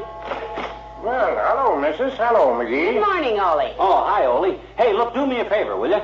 Well, that's what I came by for, McGee, to see if I can help. Well, you can. Call a special meeting for tonight at the Elks Club, boy, 8 o'clock. Get all the guys down there for sure. We have a big surprise for all the members, Ollie. Yeah. Well, I see what I can do, Mrs.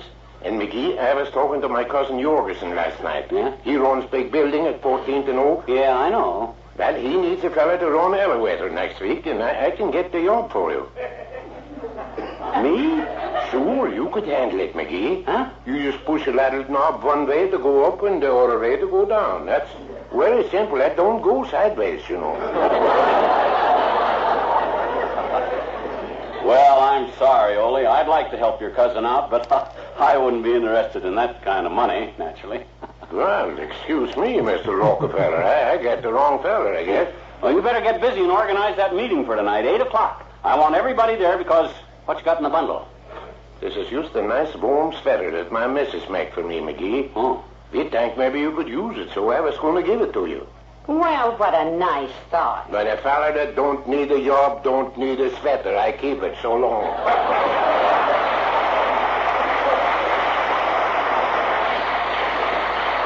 Ah, what a joyful scene that'll be tonight.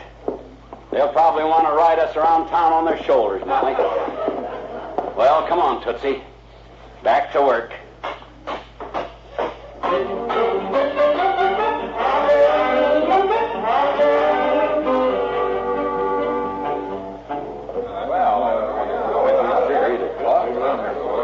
Where is he, anyhow? Thought he was supposed to be here at the Elks Club at 8 o'clock. He's big surprise for us, he said. I don't... Yeah, them was his words, Mayor.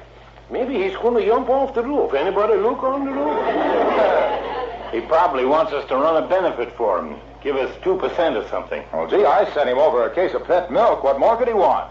Well, I took him a blanket and he bummed a cigar. How about you, old-timer? I had a very fine day myself. Didn't go near him. Been meaning to do that more often. Well, let's not be too rough on McGee, boys. He's just down on his luck a little. Could happen to any of us. That's true, Mayor. He's not a bad little guy. Of course not. I'll say one thing for McGee. That boy's got a heart. It's about the size of an acorn. Yeah, it's called a peanut. Well, if I may say a word, I think Mr. McGee has done many wonderful things. I can't think of any right now, but I'm sure. Oh, now let's all be nice to him, fellas. But if he's got some kind of a big deal up his sleeve, something he wants us to invest in. No. Well, we seem to be in agreement on that. Here they come, fellas. Both of them coming up the street. He's got something over his shoulder. Over his shoulder? All wrapped up, Doc. Looks like a tall fella wrapped up in brown paper. Must be 7 foot tall. Probably a basketball player because all them basketball players... Okay, fellas. Okay, here we are. Well, here we are, like I promised. Hello, everybody. There. Fellow Elks, my good friends, I and Molly stand before you tonight with a little token 9 feet long of our esteem. Oh, what is it? What is it? Come on. Just my little way of showing how much I love my fellow Elks. I and Molly started making this weeks ago. When we run out of material, all you swell guys come to the rescue. Unwrap it, Molly. There. There it is. Well, good gracious, it looks like a rug. Rug? Well, that's a very nice rug, but I just... My goodness, a crocheted rug. Graded. Goes right here in the lobby of the club for everybody to see. Because all you guys have got a piece of this beautiful creation. That's right. That's right. Look, Latrivia, them blankets of yours are right in there. Yeah. There's your flannel slacks next to them. And that blue strip there is your blue serge suit, boy. My blue serge suit? I never even wore it. I never wore it. And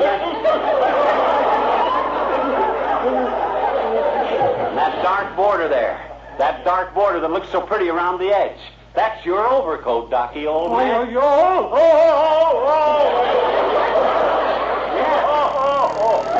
And this is the electric blanket Mort Toop sent over. I had a time getting the wires out of it, but I done her. It's a lot of work, but you boys deserve it, and I want to say right now.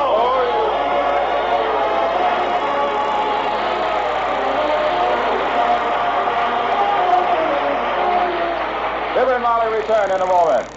Next week is National Cherry Week, and if cherry pie is one of your family's favorite desserts, you'll certainly want Pet Milk's special recipe for cherry cream pie. Never was there a cream pie that looked so inviting. You'll say so, too, when you cut through the cloud of meringue, through the creamy, smooth custard filling dotted with cherries, through the tender, flaky crust. And when you taste it, you'll know why this cherry cream pie is the one husbands say is the best they've ever eaten. It's pet evaporated milk that makes the delicious difference. Pet evaporated milk that gives that cream filling its creamy smoothness, its unequaled goodness. For pet milk, unlike ordinary bottled milk, is a concentrated form of good, sweet country milk. concentrated by evaporation, which takes out more than half the water, but leaves all the natural goodness and richness. The Pet Milk Recipe of the Month for cherry cream pie is being featured right now in grocery stores from coast to coast. Get the recipe tomorrow and treat your family to cherry cream pie made the easy, delicious Pet Milk way. They'll love it.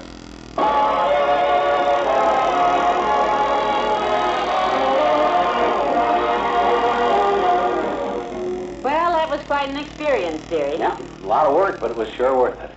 Boy, I'll never forget that scene down at that Elks Club as long as I live. Pretty emotional, all right. Yeah, and look at this telegram that just come for me from all the guys down there. It says, to show how we feel about you, want you to meet us tomorrow for big luncheon. Luncheon? That's what it says, L-Y-N-C-H-I-N, luncheon.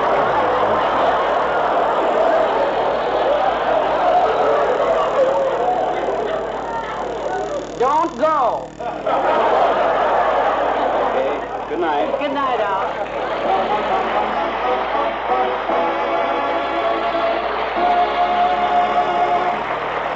The first evaporated milk, Pet Milk, brings you Fibber McGee and Molly each week at this time. Be with us again next Tuesday night, won't you?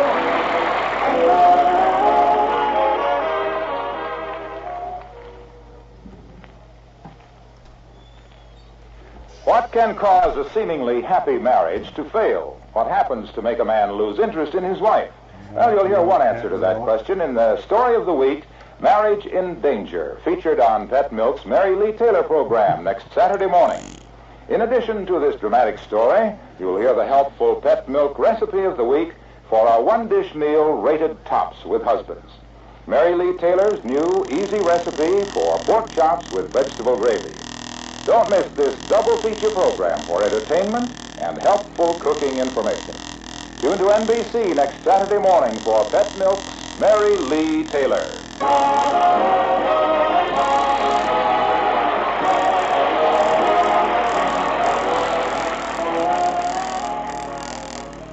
Now, Eddie Cantor's Show Business Show on NBC.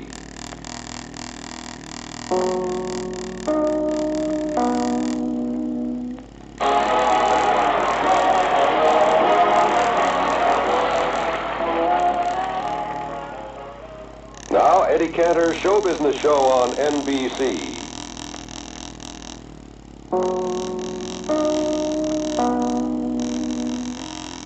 That milk program with Fibber McGee and Molly.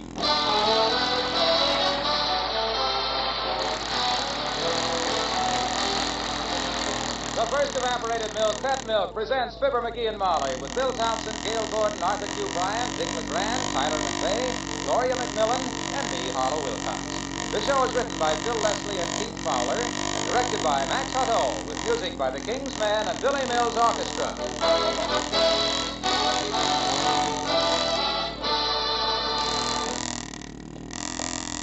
Here is a picture of a happy man. No particular reason for it, he just feels good. Rambling home from downtown, singing, "Shrimp folks is coming and dancing tonight. Shrimp folks is..." The song, in case you don't recognize it, is Shrimp Boats. The singer, Mr. McGee, of Fibber McGee and Molly.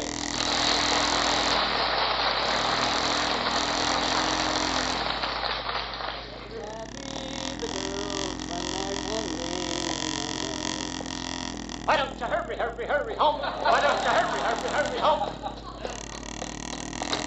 Ah, it's great to be alive. Hi, Tootsie, how's my favorite wife? Fine, dearie. What's new, kiddo? Here's a letter for you. Just came. Oh? Bureau of Internal Revenue. Yeah, shrimp boat. Huh? Oh, my gosh, what do they want? They got nothing on me. I paid my taxes. What do they want? Well, I don't know, dearie, but don't get excited about it. Open the letter up and find out. Okay, I'll open it up, but I don't mind telling you, I'd rather open up an atomic bomb with a dull screwdriver.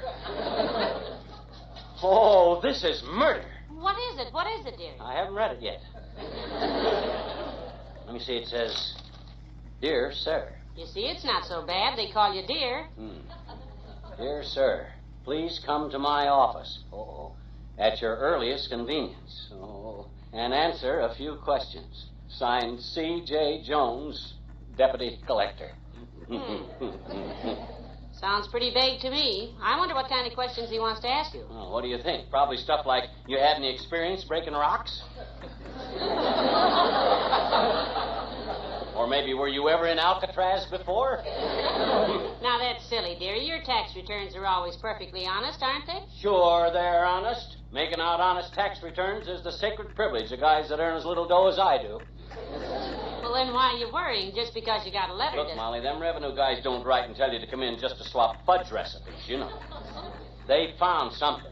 Well, now, maybe you just made a little mistake in your addition. No, that I ain't worried about, thank goodness. Any guy with the type of mathematical mind that I got, that I can add numbers as fast as you can throw them at me, don't have to worry about. Throw me a couple of numbers, I'll show you what I mean. Okay, 17 and 21. 63.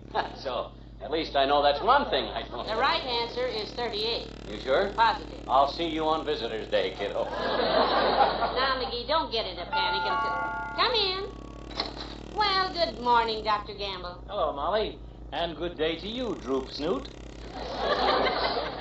Hi, Ham Stitcher.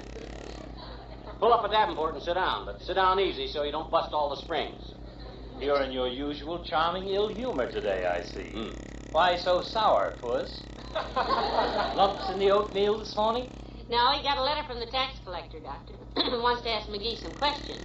You know, he's more rattled than a gourd in a rumba band. Yeah, but I ain't guilty, though, Fatso. They got nothing on me. They can't prove a thing. I'm not... Why, of course they can't prove a thing. Don't you worry. That's it. And look, if you need a character witness down there to vouch for you, just call on me. Oh, that's... Gee, thanks, Doc, you old man. Would you come with me, Doc, would you? Be glad to. I'll put them straight. Gentlemen, I'll say this lad is not the chiseler that everybody thinks he is. Good. I've often played golf with him, I'll say. That's the stuff. And what if he does pick his ball up in the woods when nobody's looking and toss it on the green, I'll say. Huh? Then pick my ball up and put it in his pocket. Where were you hiding? Behind a tree. Furthermore, gentlemen, I'll say, just because in the last pool tournament, when the game was tight, he shoved the 10 ball in the pocket with his elbow doesn't prove anything. Who told you? Ole. Dirty snitch. And just because his friends count their fingers after he shakes hands with them, just because he wouldn't even play solitaire with himself anymore, just because he won't... Doctor, please. Yes, Molly? Skip it. I'll fight this case myself, Fatso. I'll get justice, too. If you get justice, son, I'll see you in 1980. So long.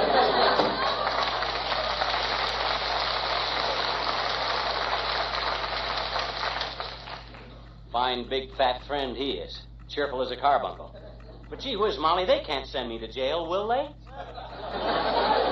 I didn't do anything to them. No, of course they won't send you to jail.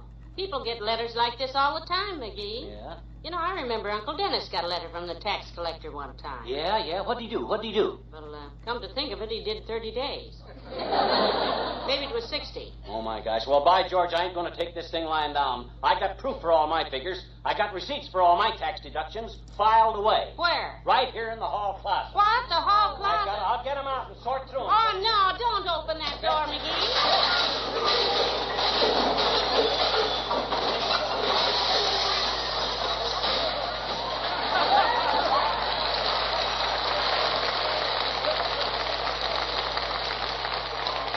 Gotta straighten out that closet one of these days.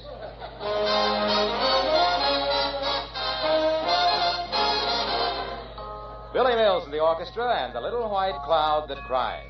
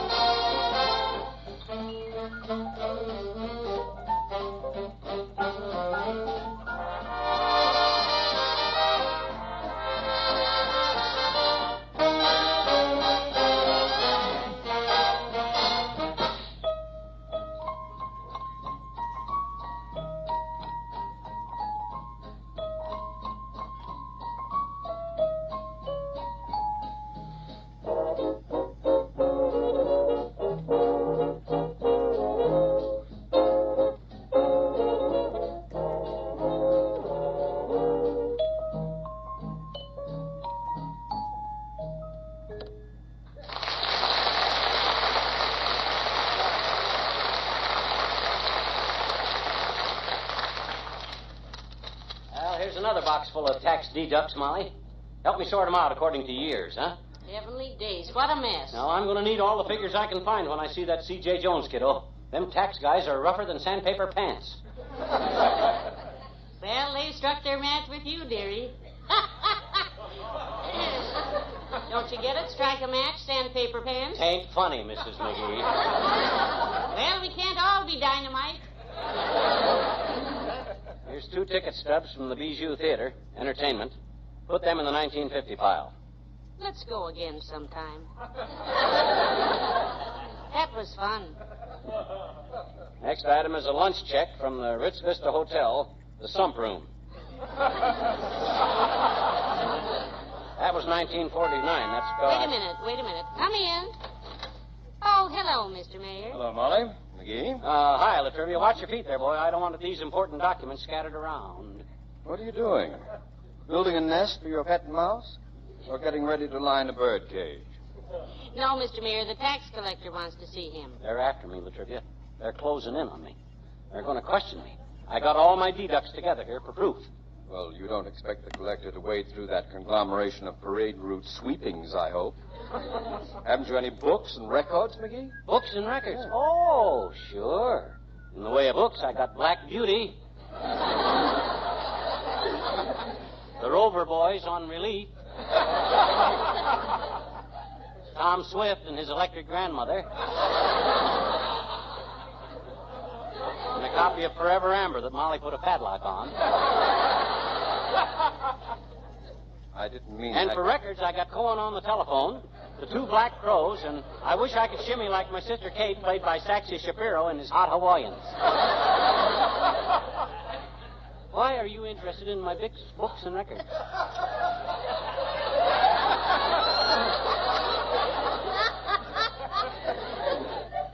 Forget I mentioned it.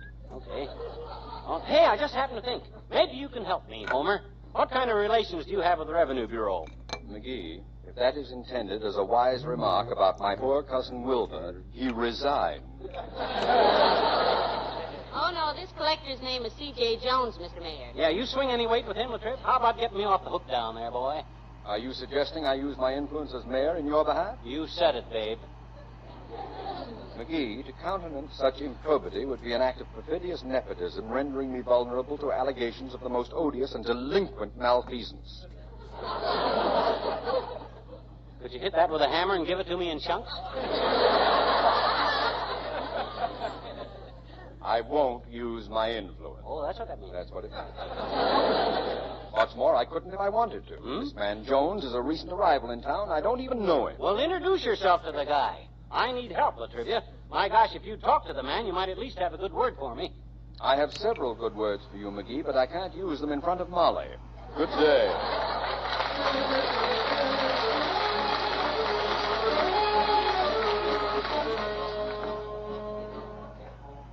Well, this is the last box of deducts, Molly. Almost all sorted. Yeah? Yeah. Heavenly days. You don't throw away a thing, do you? Streetcar transfers, cancel stamps, match covers. You betcha. Them guys may railroad me to jail, but by George, I'll go down fighting. Here, medical expense, 6 bills from Doc Gamble. It's all the same bill, McGee. He sent it to us 6 times. That's okay, that's okay. On my tax return, I added them all up and just divided by 6. Oh, here, put these receipts in the 1951 file. Mortgage payments on the house.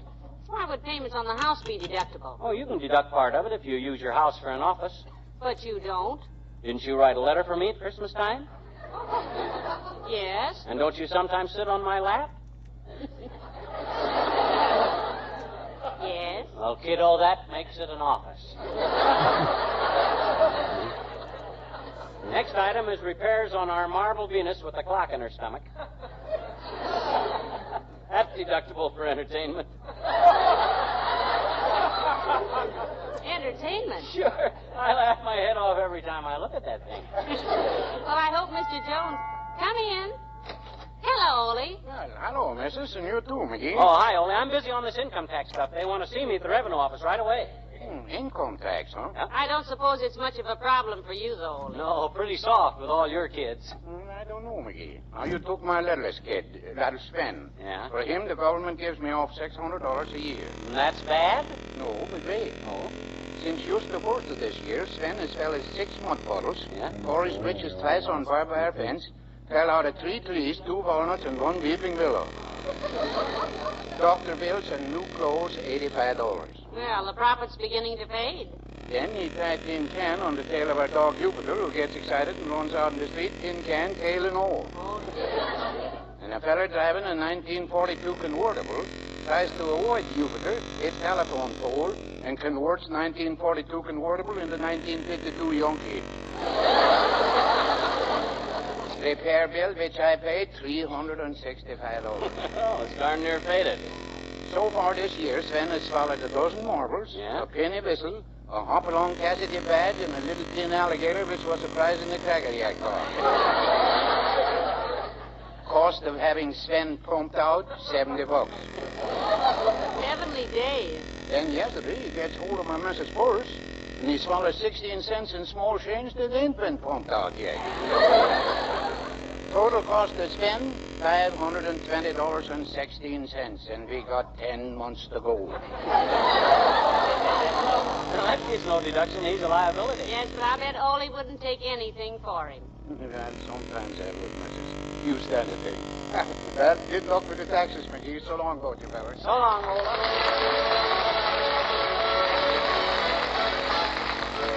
The King's Men at Pittsburgh, Pennsylvania. Walking, walking, walking up and down, pounding, pounding, pounding the cement. Far away from home in a big lonesome town, I'm busted, haven't a cent. There's a pawn shop on the corner in Pittsburgh, Pennsylvania, and I walk up and down neath the clock. By the pawn shop on the corner in Pittsburgh, Pennsylvania, but I ain't got a thing left to hawk. She was peaches, she was honey, and she cost me all my money, 'cause the world round the town was her dream. Took her dancing, took her dining, till her blue eyes were shining with the sights that they never had seen. If you should run into a golden-haired angel and ask her tonight for a date, she'll tell you somewhere there's a rich millionaire who is calling again about 8. I'm late. There's a pawn shop on the corner in Pittsburgh, Pennsylvania, and I simply must get 5 or 10. From the pawn shop on the corner in Pittsburgh, Pennsylvania, gotta be with my angel again. They've already got such an awful lot of what I used to own. I even tried to hawk the phone last night. Now I'm really low, don't know where to go and get a little dough to keep her little halo shining bright. So the pawn shop on the corner in Pittsburgh, Pennsylvania, will just have to give me a 10. On a watch call for a filling to satisfy this mania, gotta be with my angel, and then I'll feel like a million again.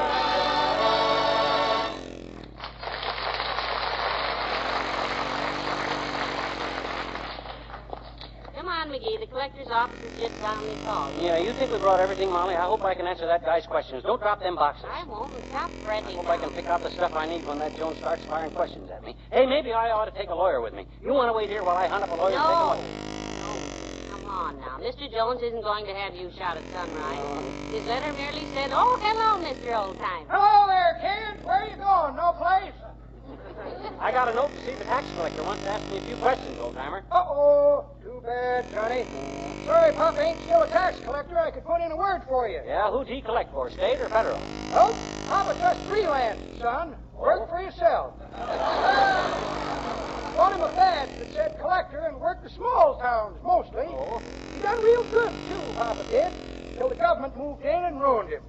Arrested, did they? Worse than that, daughter. They started sending out their own collectors, and the competition got too tough. Papa wrote a nasty letter to Congress about the government competing with private industry, but they ignored it. Well, he's lucky they did. I wish they'd ignore me. Probably give them collectors quite a run for their money, though. He did, eh? When the Fed started asking people for 10%, probably cut his rates down to 5%. Really out for business, was he? The government wanted people to fill out a lot of forms, but Papa told his customers they didn't need to do that if they took off of him. Just drop their taxes in his hat. Very simple.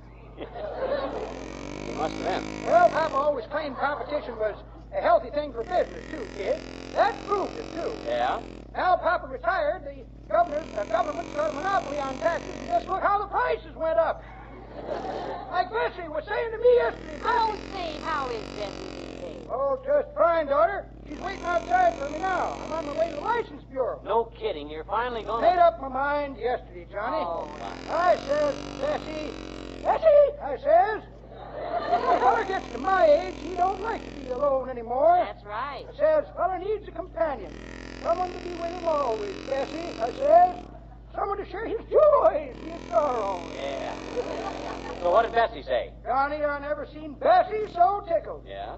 Says she'd been wondering when I was going to think of that. Well, good. She drove me down here to get the license. Oh, that's wonderful. So you're finally going to get married. Married? Well, no, daughter, I'm going to get me a bird dog. All right. Hey! You don't think Bessie thought I meant... Oh, I better run explain to her. No, I better just run. Oh, my goodness.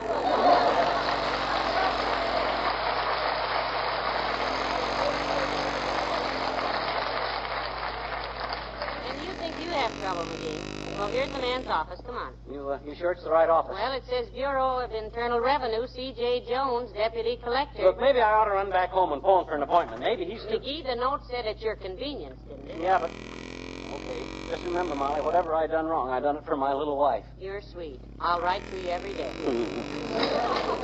Yes, sir? You'd like to see someone? Yes, I would, sis. I'd like to see my Uncle Sycamore for a minute. He's 2,000 miles from here, and I'd like to sit on his lap just once more before Hush, they take dearie, hush. My name is McGee. As Mr. Jones sent us a note and said... Fibber, McGee? Yeah. Oh, yes. Mr. Jones did wish to see you, sir. Step right in here. Mr. McGee is here, Mr. Jones. Oh, good. Now, look, Mr. Jones, I admit I might have made a few simple errors on my tax return. Everybody makes mistakes, but I never cheated, and I can prove it. Whatever I done wrong, I can prove that I was just stupid. Yes, he can. He can get any number of people to swear to that.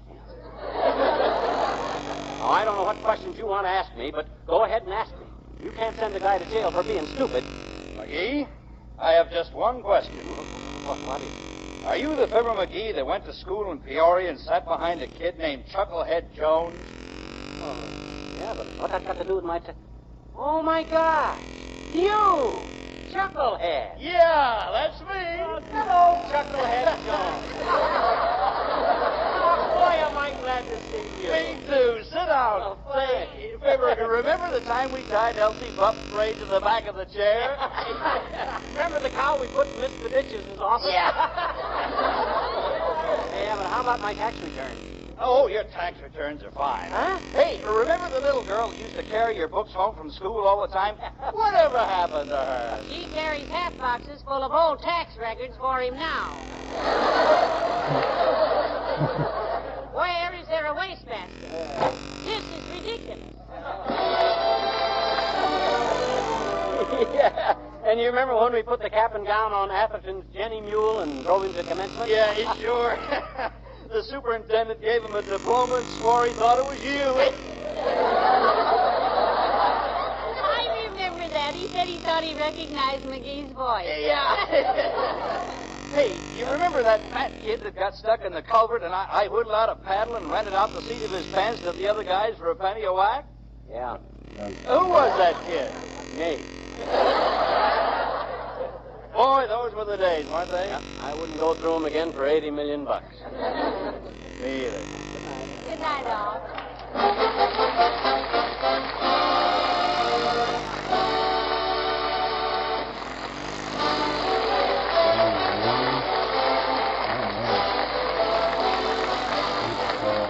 The first evaporated milk, Pet Milk, brings you Fibber McGee and Molly each week at this time. Be with us again next Tuesday night, won't you?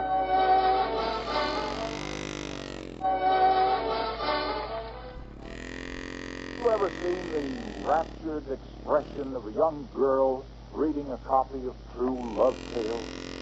Or the intense pleasure of a young man reading cowboy comics? Well, that's nothing compared to the pure bliss that the 1952 almanac brings to the face of Mr. McGee, of Fibber McGee and Molly.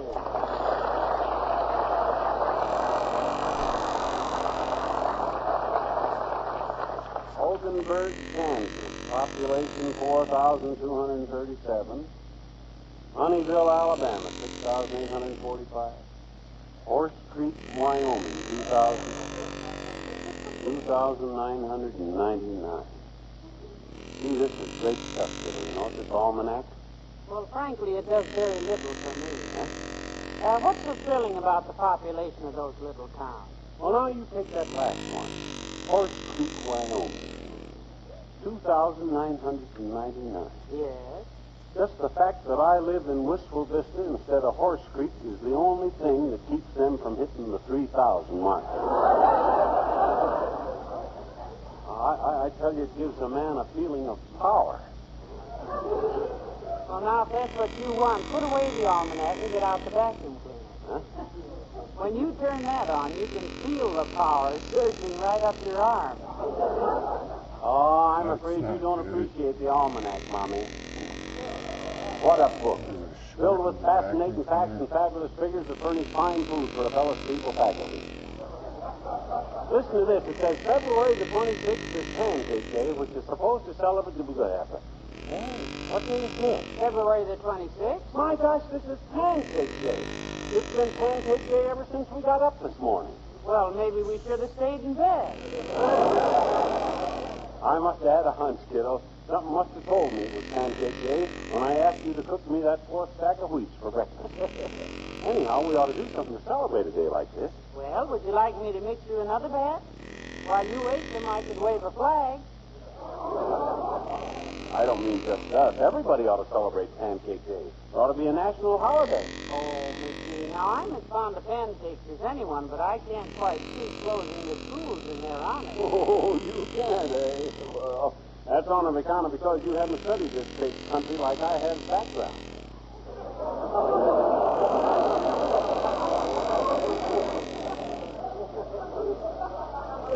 Pancakes is part of our national inheritance, kiddo. It is? Yes, sir. Why, our forefathers come here on the Mayflower, didn't they? And you know why it was called the Mayflower? Why? Because it sailed in May and it was full of flour for making pancakes.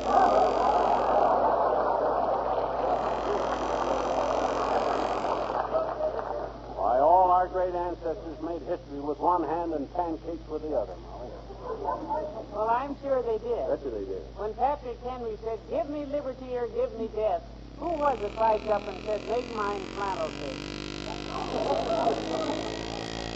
I don't know who. Nobody. Oh.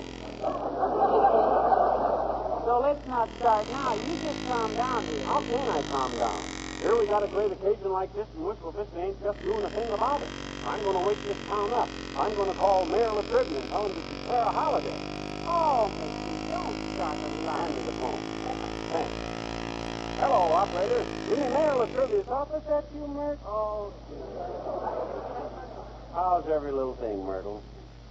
Is, eh? What's hey, Myrtle? Your kid sister. Had trouble with some dogs at 14th and Oak.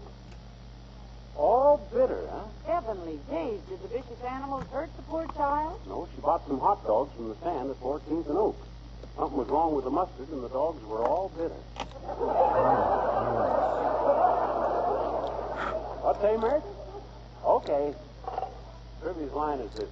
Come on, let's get down to City Hall and sell him on Pancake Day. We'll strike while the griddle is hot. I gotta get...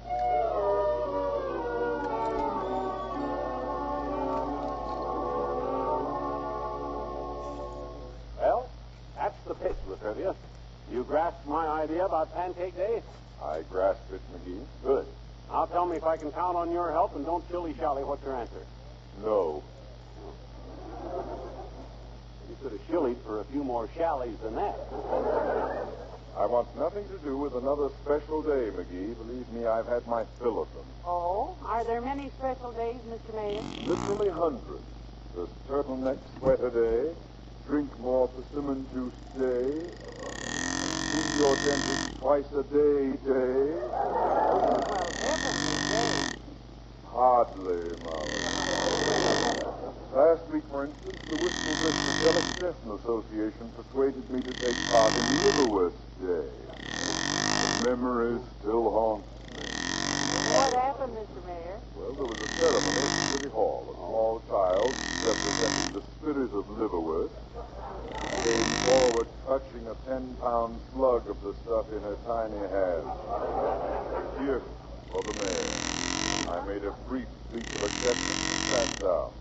What was so bad about that? And while I was talking, the child had grown tired of holding the liverwurst and placed it in my chair. Well, that was terrible. Well, I ain't talking about liverwurst, Mr. Kirby. I'm asking you to support Pancake Day. Are you still going to turn me down? Flatter than a pancake. Well, by George, Mr. Kirby, we'll see about this. I'll get the public behind me and make you recognize Pancake Day. I'll tell them that a guy who's against pancakes is against the American way of life. I'll tell them you're submersive.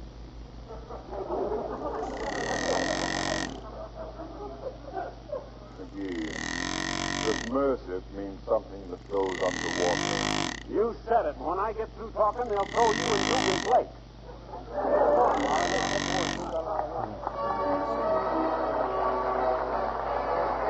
Okay, Molly, let's swing into action here.